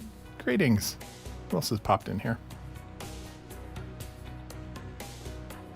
The first pronunciation was correct, so kude. Good to know. Welcome. If this is your first time here, welcome aboard. And if it's not, I apologize for not remembering you. Oh, and there's Gwen. Hey, Gwen. Dr. Cynthia owns a few fried Dofer modules. Yep. Oh, please. Recon, it's fine. The only dangerous part is this thing over here. That's the allegedly dangerous. I know nothing about like electrical engineering. This is the power supply input bus thing over here. So that's probably, when the power's on, that's probably dangerous. But the power's not on, so I think it's fine. Oh, they're not red striped down and they're not keyed. Are they marked on the silkscreen dub station? I hope it's silkscreen, like where the power is. I mean, that was the one I was showing. Yeah, this bus access module, right? No, it's not keyed. It's silkscreen as far as like which one is which. But all right, these are in, these are in, these are in. If I could get these in quickly, I know I'm kind of slow. Get these in quickly, we can do some fiddly bits.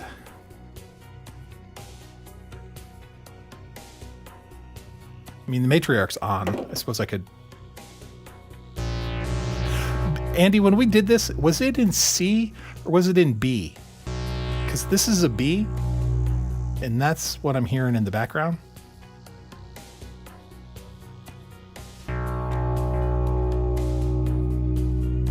But it's major? Yeah, we did it, I guess, in B major. And was that a nod to me? Because I know you, I don't think you often work in B. What does they say? What is behind us is of no consequence. So who cares what key it was in? Let's see.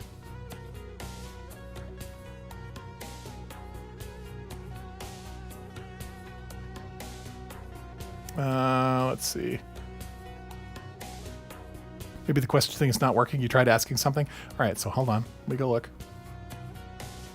Quattro, I saw it, yeah. So it doesn't indicate that there are questions waiting, and I have to check it periodically. So I haven't checked it, but I see you there now. So to feed multiple sources, Quattro Bugina asks or states, since into my PC, I would need something like a Focusrite. Yes. And interesting, that was a similar question that, oh, you did ask that earlier. I thought I answered it. So yeah, so if you want an audio interface, right, with multiple inputs, and then within your computer, right, you can source those inputs directly into your DAW, whatever it is, right? That you show up, here's an audio track, it's this instrument, it's coming in on these channels, and that's what you would put it in there. So a Focusrite, I don't know the Focusrite line. If you're asking, is that is Focusrite something that you can do that with? I'm going to assume yes, if it's a multi-channel, multi-input interface. But you have to read the fine manual and make that determination.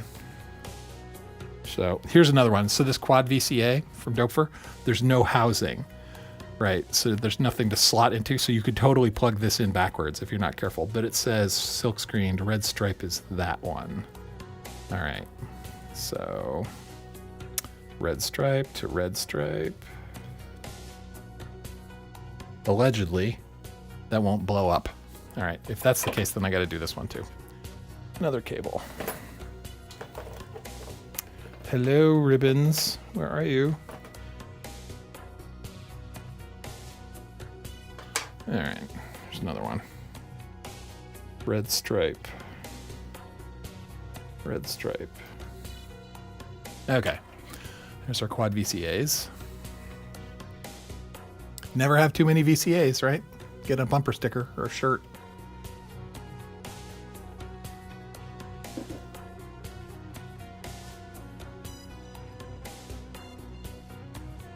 Hang on a minute.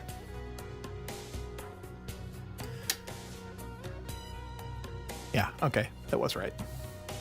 For a minute there, it felt like I put it in backwards. It was a little tight. You always, second guess yourself. It's like, did I just put that in backwards? So.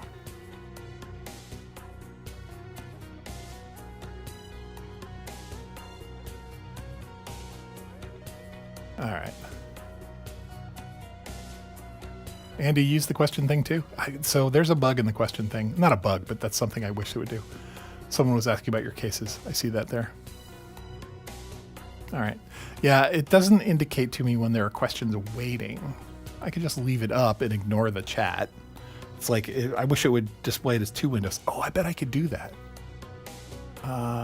Let's see. If I say, I'm not going to worry about it right now. Let's get this done. Schwayman have the red one going to plus 12 volts. Is the other one, is the standard to negative 12? He asks out of curiosity. I don't have any Schwayman modules. They're super expensive, or they used to be. Schwayman, do they still make modules? All right. We've got power. Let's start putting some of these in. There's a guy locally, the sort of local modular god person. He's a professor at Berkeley here. He has the modular rig of Jesus, like ultimate everything. And his rig 15 years ago had like all Schwayman stuff. They're just cool. He's a nice guy. His name's, what is his name? Matthew Davidson. He works, he makes music under the name Stretta. I think I've mentioned him before in the stream. He reminds me, has anyone seen the short film George Lucas in Love? It's a short 15-minute film that spoofs Shakespeare in Love and puts it in a George Lucas Star Wars sort of place. Has anyone seen that? The character, the college professor in that short film, who is, allegedly a spoof on Yoda, Strata reminds me of him.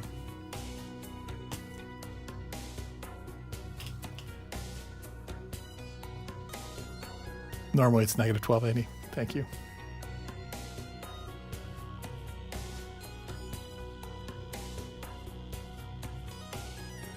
All right. Screws. Need more screws.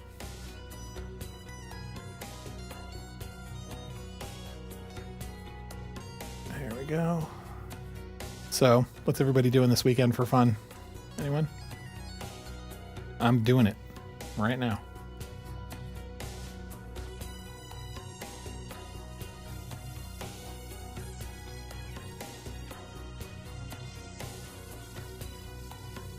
There we go. All right, keep rolling. I think that's fine.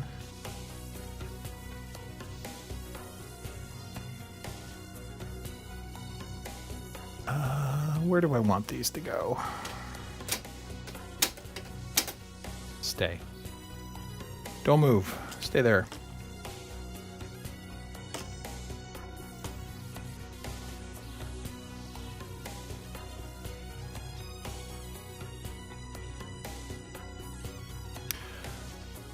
So I learned something. I actually learned this a while ago, but I'm going to bring it up because my giant fingers attempting to manipulate these tiny screws reminds me of, here's this for a non sequitur. It reminds me of the fact that women's clothing, for whatever reason, usually, typically, it would seem, at least in the US, that women's clothing, pants specifically, have no pockets. Like, Why is that? It's crazy. My wife is like, we go anywhere. She's like, hold my keys. I'm like, put them in your pocket.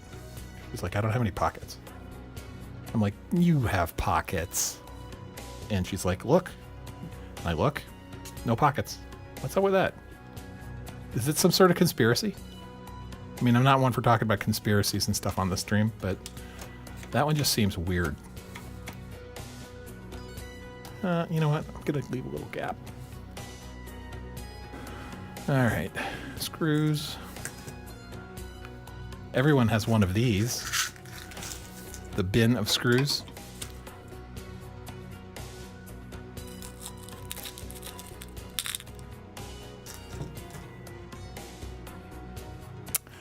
So, Dubstation Zero is making Molotov cocktails. Oh, good to know. You can hang out with my kid. You can be revolutionaries together.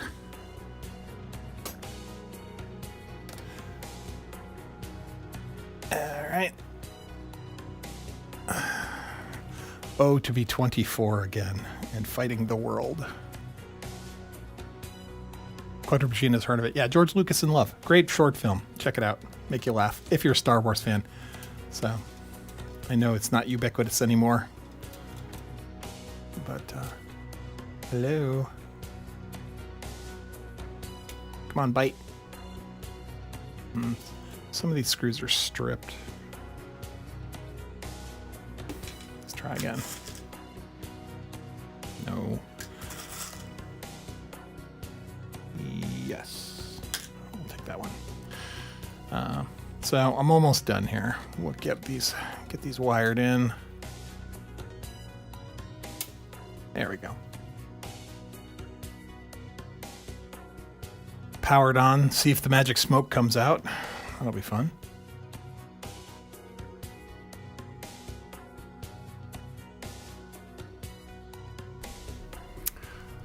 Live jam with folks on Sunday. Nice.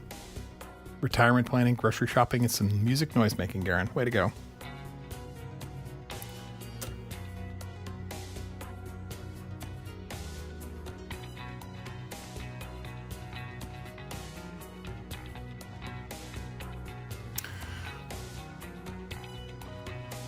The pockets being filled would harm the look of the figure, Quattrobagina says. So is that why it's a fashion thing? Women's pants don't have pockets because it would break up the silhouette? I guess aesthetically, that's a thing. I don't know. I mean, you should at least have the option, right? I guess that would be too expensive to offer, you know. Whoops. Helps if you plug it in.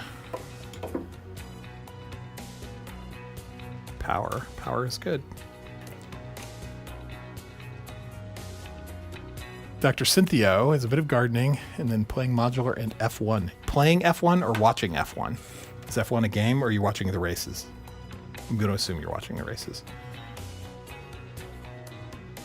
That's something else my son will be doing.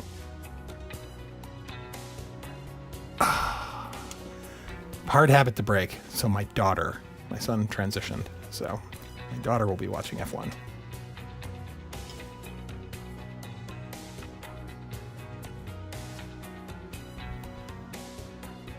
Let's see. Brent says, getting a new suit fitted for Saturday. I'm also 51 and still fighting the world.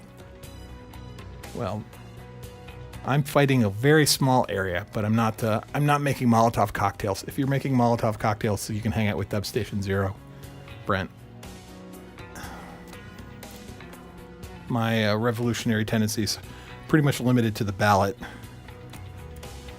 and occasionally some philanthropy. That's okay. I think that's fine. There we go. That one's in. Getting close. Getting close now. Do I want these wave folders? You know what? I'm going to hold off on the wave folders. We'll put those in later too. Well, we'll put one in. We'll do one.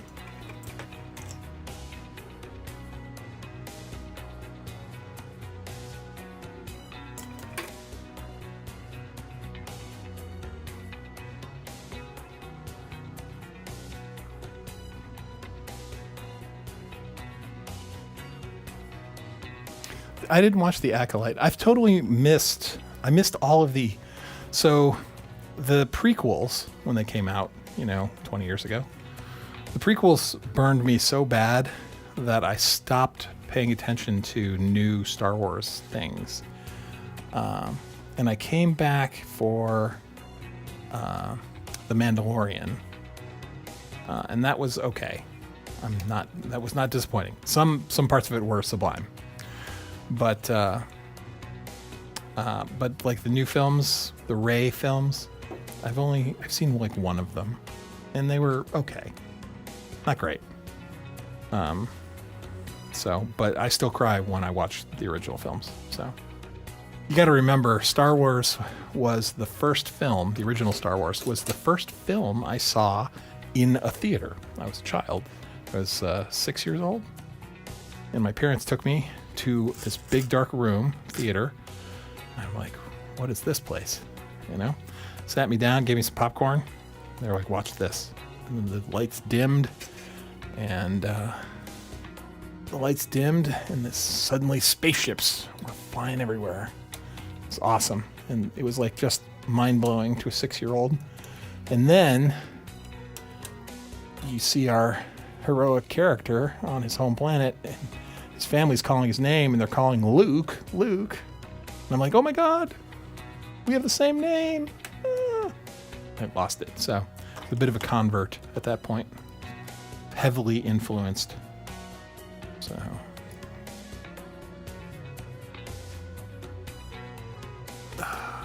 All right, this is the second to last module. We got one more. There we go, and then we'll do a power test. See if we'll turn on the power and see if the magic smoke comes out. Screw. I need a screw. Come here, you. 1, 2. All right. Let's see. Andor. Yeah. Taskboy 3000 is desperately calling to me saying, you have to watch Andor. You have to watch Andor. You'll love it. Right. So I will start watching Andor probably one day, maybe this weekend. But I don't do Bleak very well, and I know Andor is set in the sort of place where the Empire is getting oppressive, apparently. So I don't know. I'll check it out. Like as an example, Battlestar Galactica, that series that everyone loved, I couldn't watch it. I watched the first episode, one in the middle, and the last episode because it's just too bleak, right? I don't do dystopian and bleak things anymore, like Last of Us, etc. I like the game Last of Us, the first one, but the second one was just like torture porn. But okay, I think we are in. Everybody is secure. Okay, moment of truth. Check the questions real quick. No questions. Great. Let's see. Hey, Music Smurf. And like some dude. Greetings. If anyone popped in and I missed them, sorry about that. Let's see. Scrolling through the chat really quick. Speaking of bleak, Arcane on Netflix is really good. I've watched a couple episodes of that, but that's another one that's super bleak.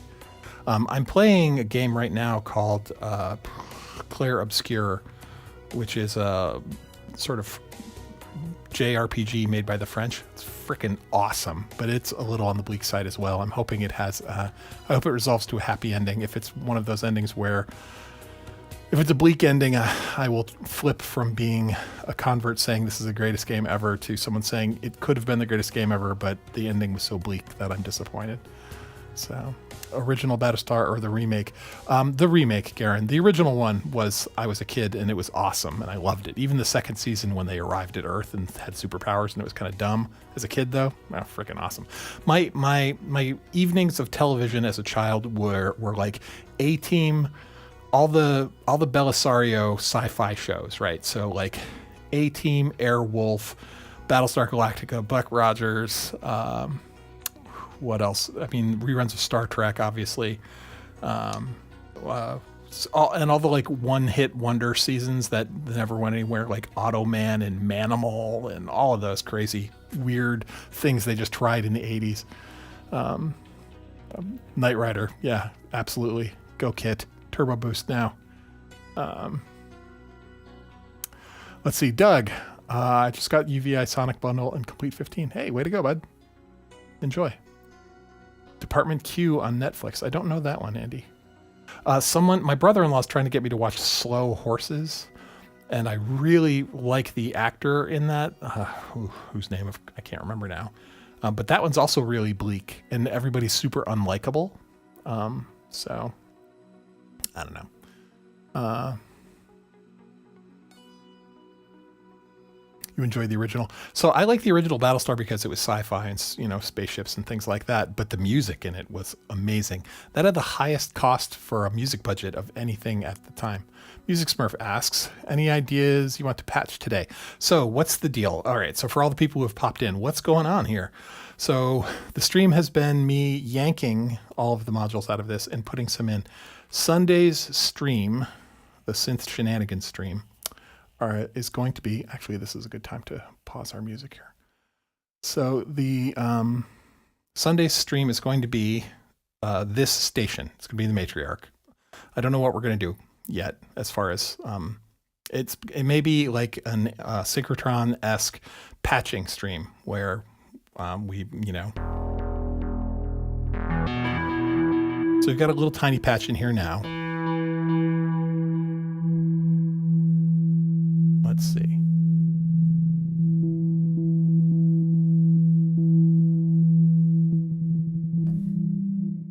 Hang on a sec.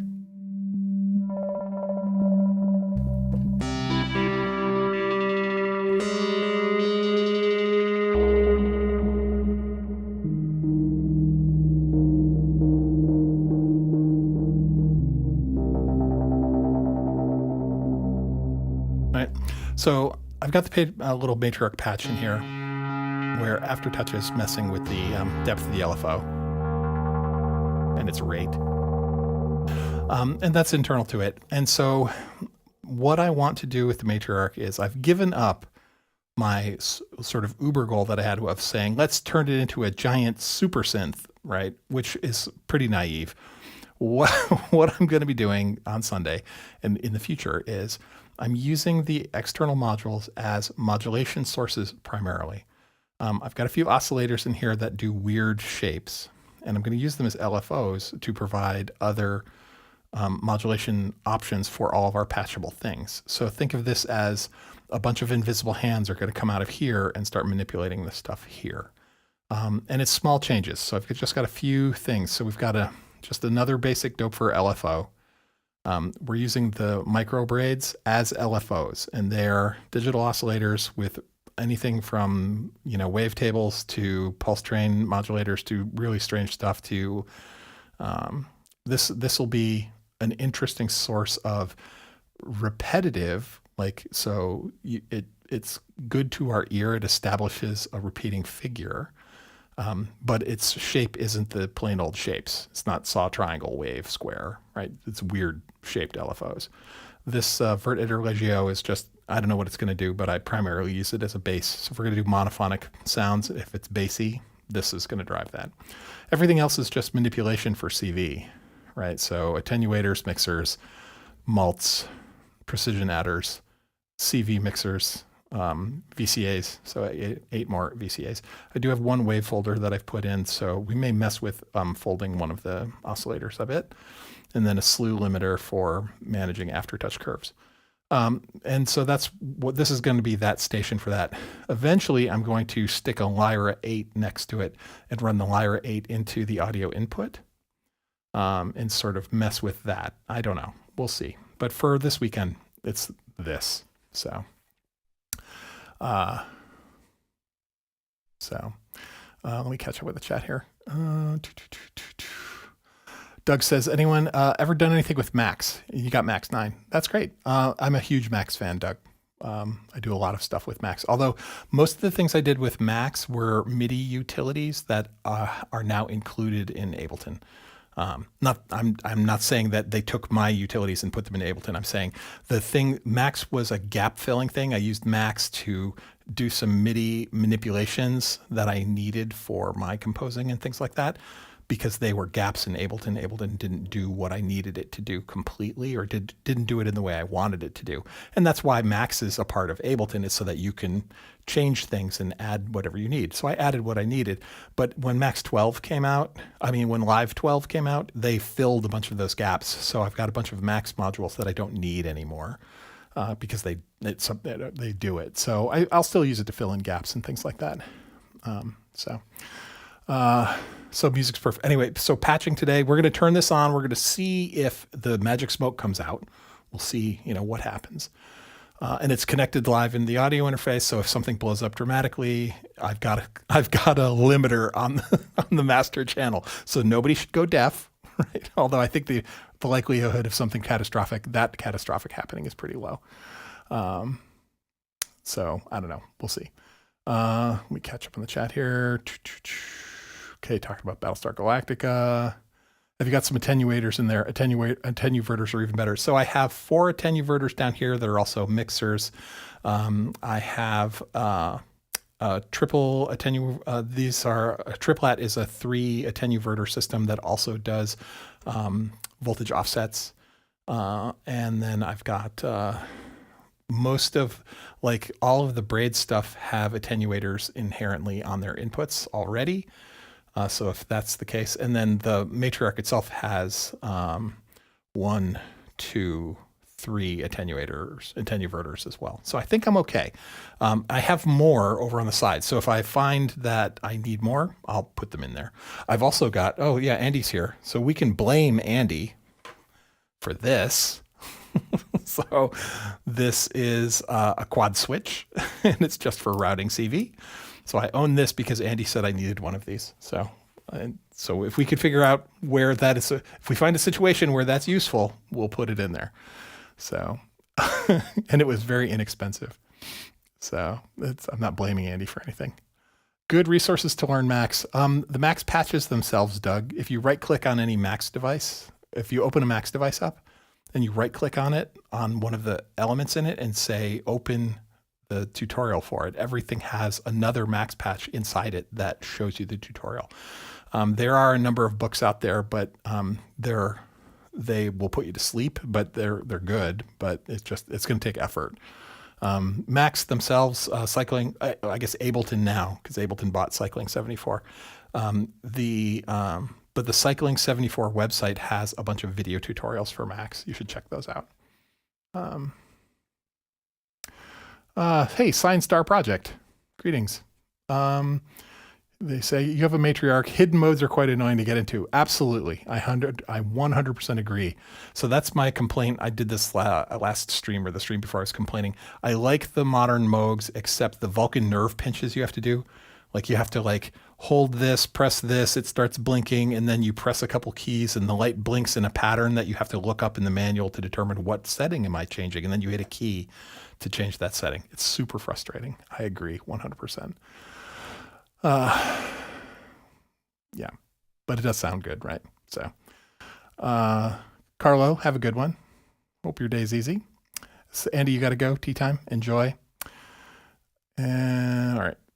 Is today Friday the 13th? Oof. Hey, Christian. All right. So here we go. It's Friday the 13th, and now we're going to see if anything's going to blow up. All right. Here we go. I don't smell smoke. I don't see smoke. Okay. And the Braid's displays are appropriate, so at least the system appears to be okay. And the Matriarch itself, which it's not connected to the modular in any way right now.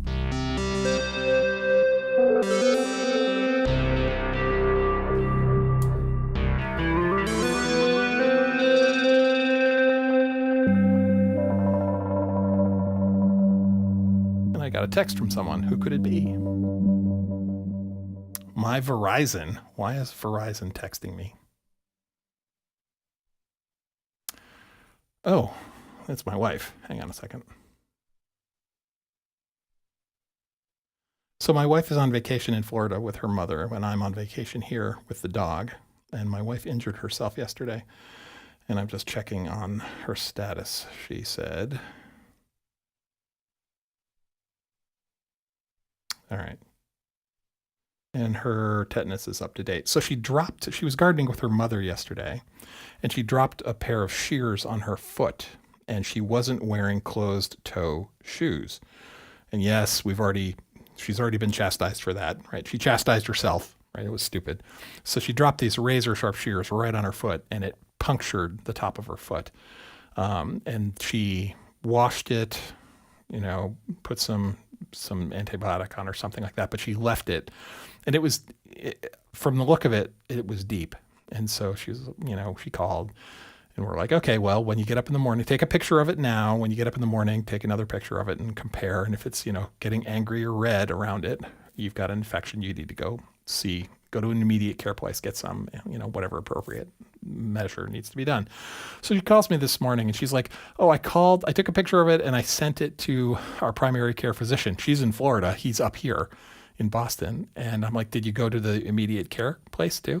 She's like, no, I'm fine. I'll wait till what he says. I'll give him a chance to respond. And I look at the photo and it's clearly got an angry red circle around the puncture developing. And it's like, okay, she's like, it's swollen. I'm like, okay, that's infection. You should go to the immediate care place. Even though you haven't heard from the doctor, you should go there and have it treated early, treat it immediately as opposed to waiting, however long it takes him to get back to you.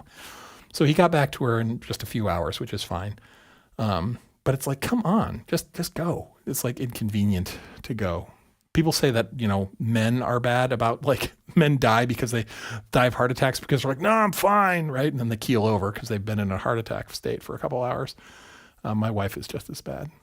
Anyway, what isn't connected? It still sounds good. So this is just the matriarch, right? So, okay. So these are running. It doesn't seem to be blowing up. Let's patch something simple and see what happens. Let's see. So I haven't used the modular in so long. I have a tree for cables.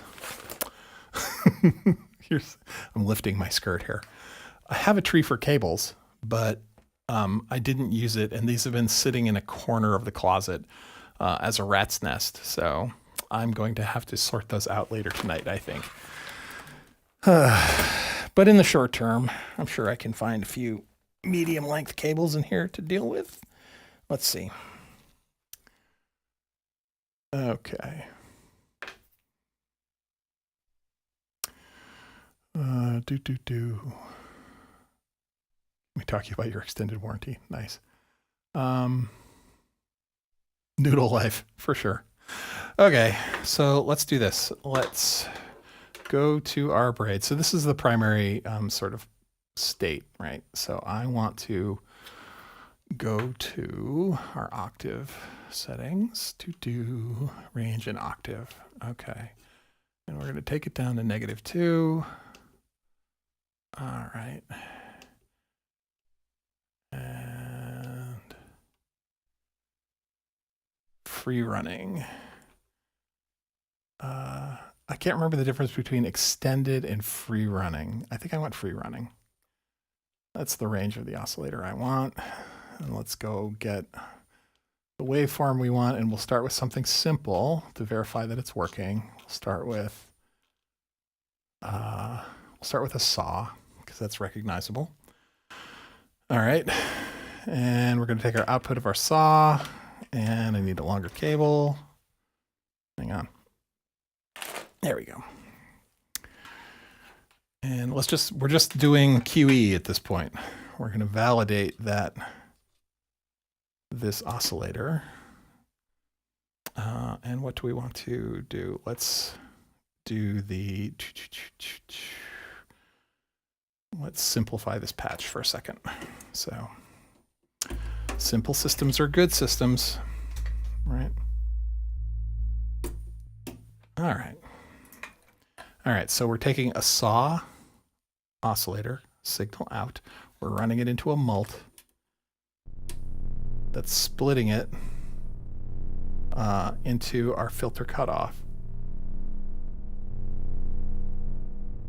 All right. We should probably attenuate it. Well, no, let's do full.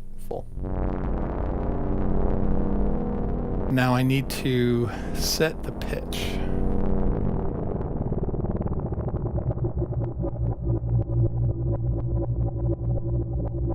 All right, that's as slow as it gets. So it may be that these won't go low enough to be what I want. Now let's turn off all the effects so we can see hear what we're actually doing here. No reverb, no delay. All right, so that's our saw.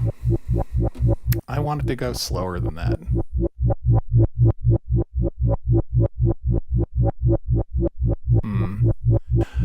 Voltage offset. So let's put a voltage in there. I think the attenuator will provide a voltage offset. Let's see. 1 volt per octave.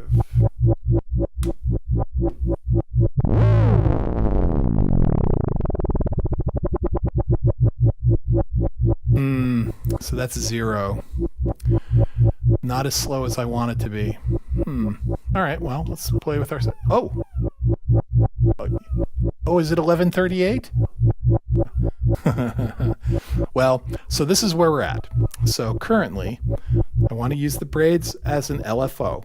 I've got it pitched as far down as I can right now. I'm going to have to go into its menu and look for other settings. There is an extended range option, which I think I can mess with. But as you probably can't hear coming through the mic, it is 11:38, and earlier in the stream I explained what my dog's schedule is like, my senior citizen special needs dog. It's 11:38. He has shown up to... Well, hi. Here, I'll show you guys the dog. Let's see. Hang on, I'm going to grab the... There we go. That guy. Say hi, Bubba. He's blind. He just heard an echo of my voice coming from the wall. Hey, hi. How's it going? You want some lunch? Is it lunchtime? All right, I'll be with you in just a second. Hold on.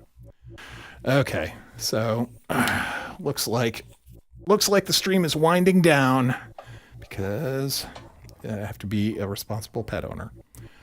All right, so we'll put that back here. Okay. Anyway, so where we're at right now. Okay, so we didn't blow up anything. We've got some oscillators that are I want them to be LFOs. I can't get this braids as deep as I want given its current configuration. I will start messing around. I'll go RTFM and see if I can push it down into a deeper LFO territory. And that'll be an experiment. So I'm going to end the stream now, and I'll see you all on Sunday. If you're interested, Sunday, 2 p.m. Eastern, I'm going to stream and continue this. I'll probably try and build out a patch, but we'll continue that on Sunday. It'll be an experiment. Okay? And so check the chat here. Any final questions? Nope. All righty.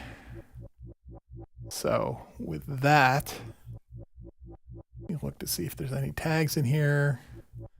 Andy's gone. Anna's gone. That's fine. Gwen, Recon, greetings. Signstar, you came in late. I'm sorry, I got to run.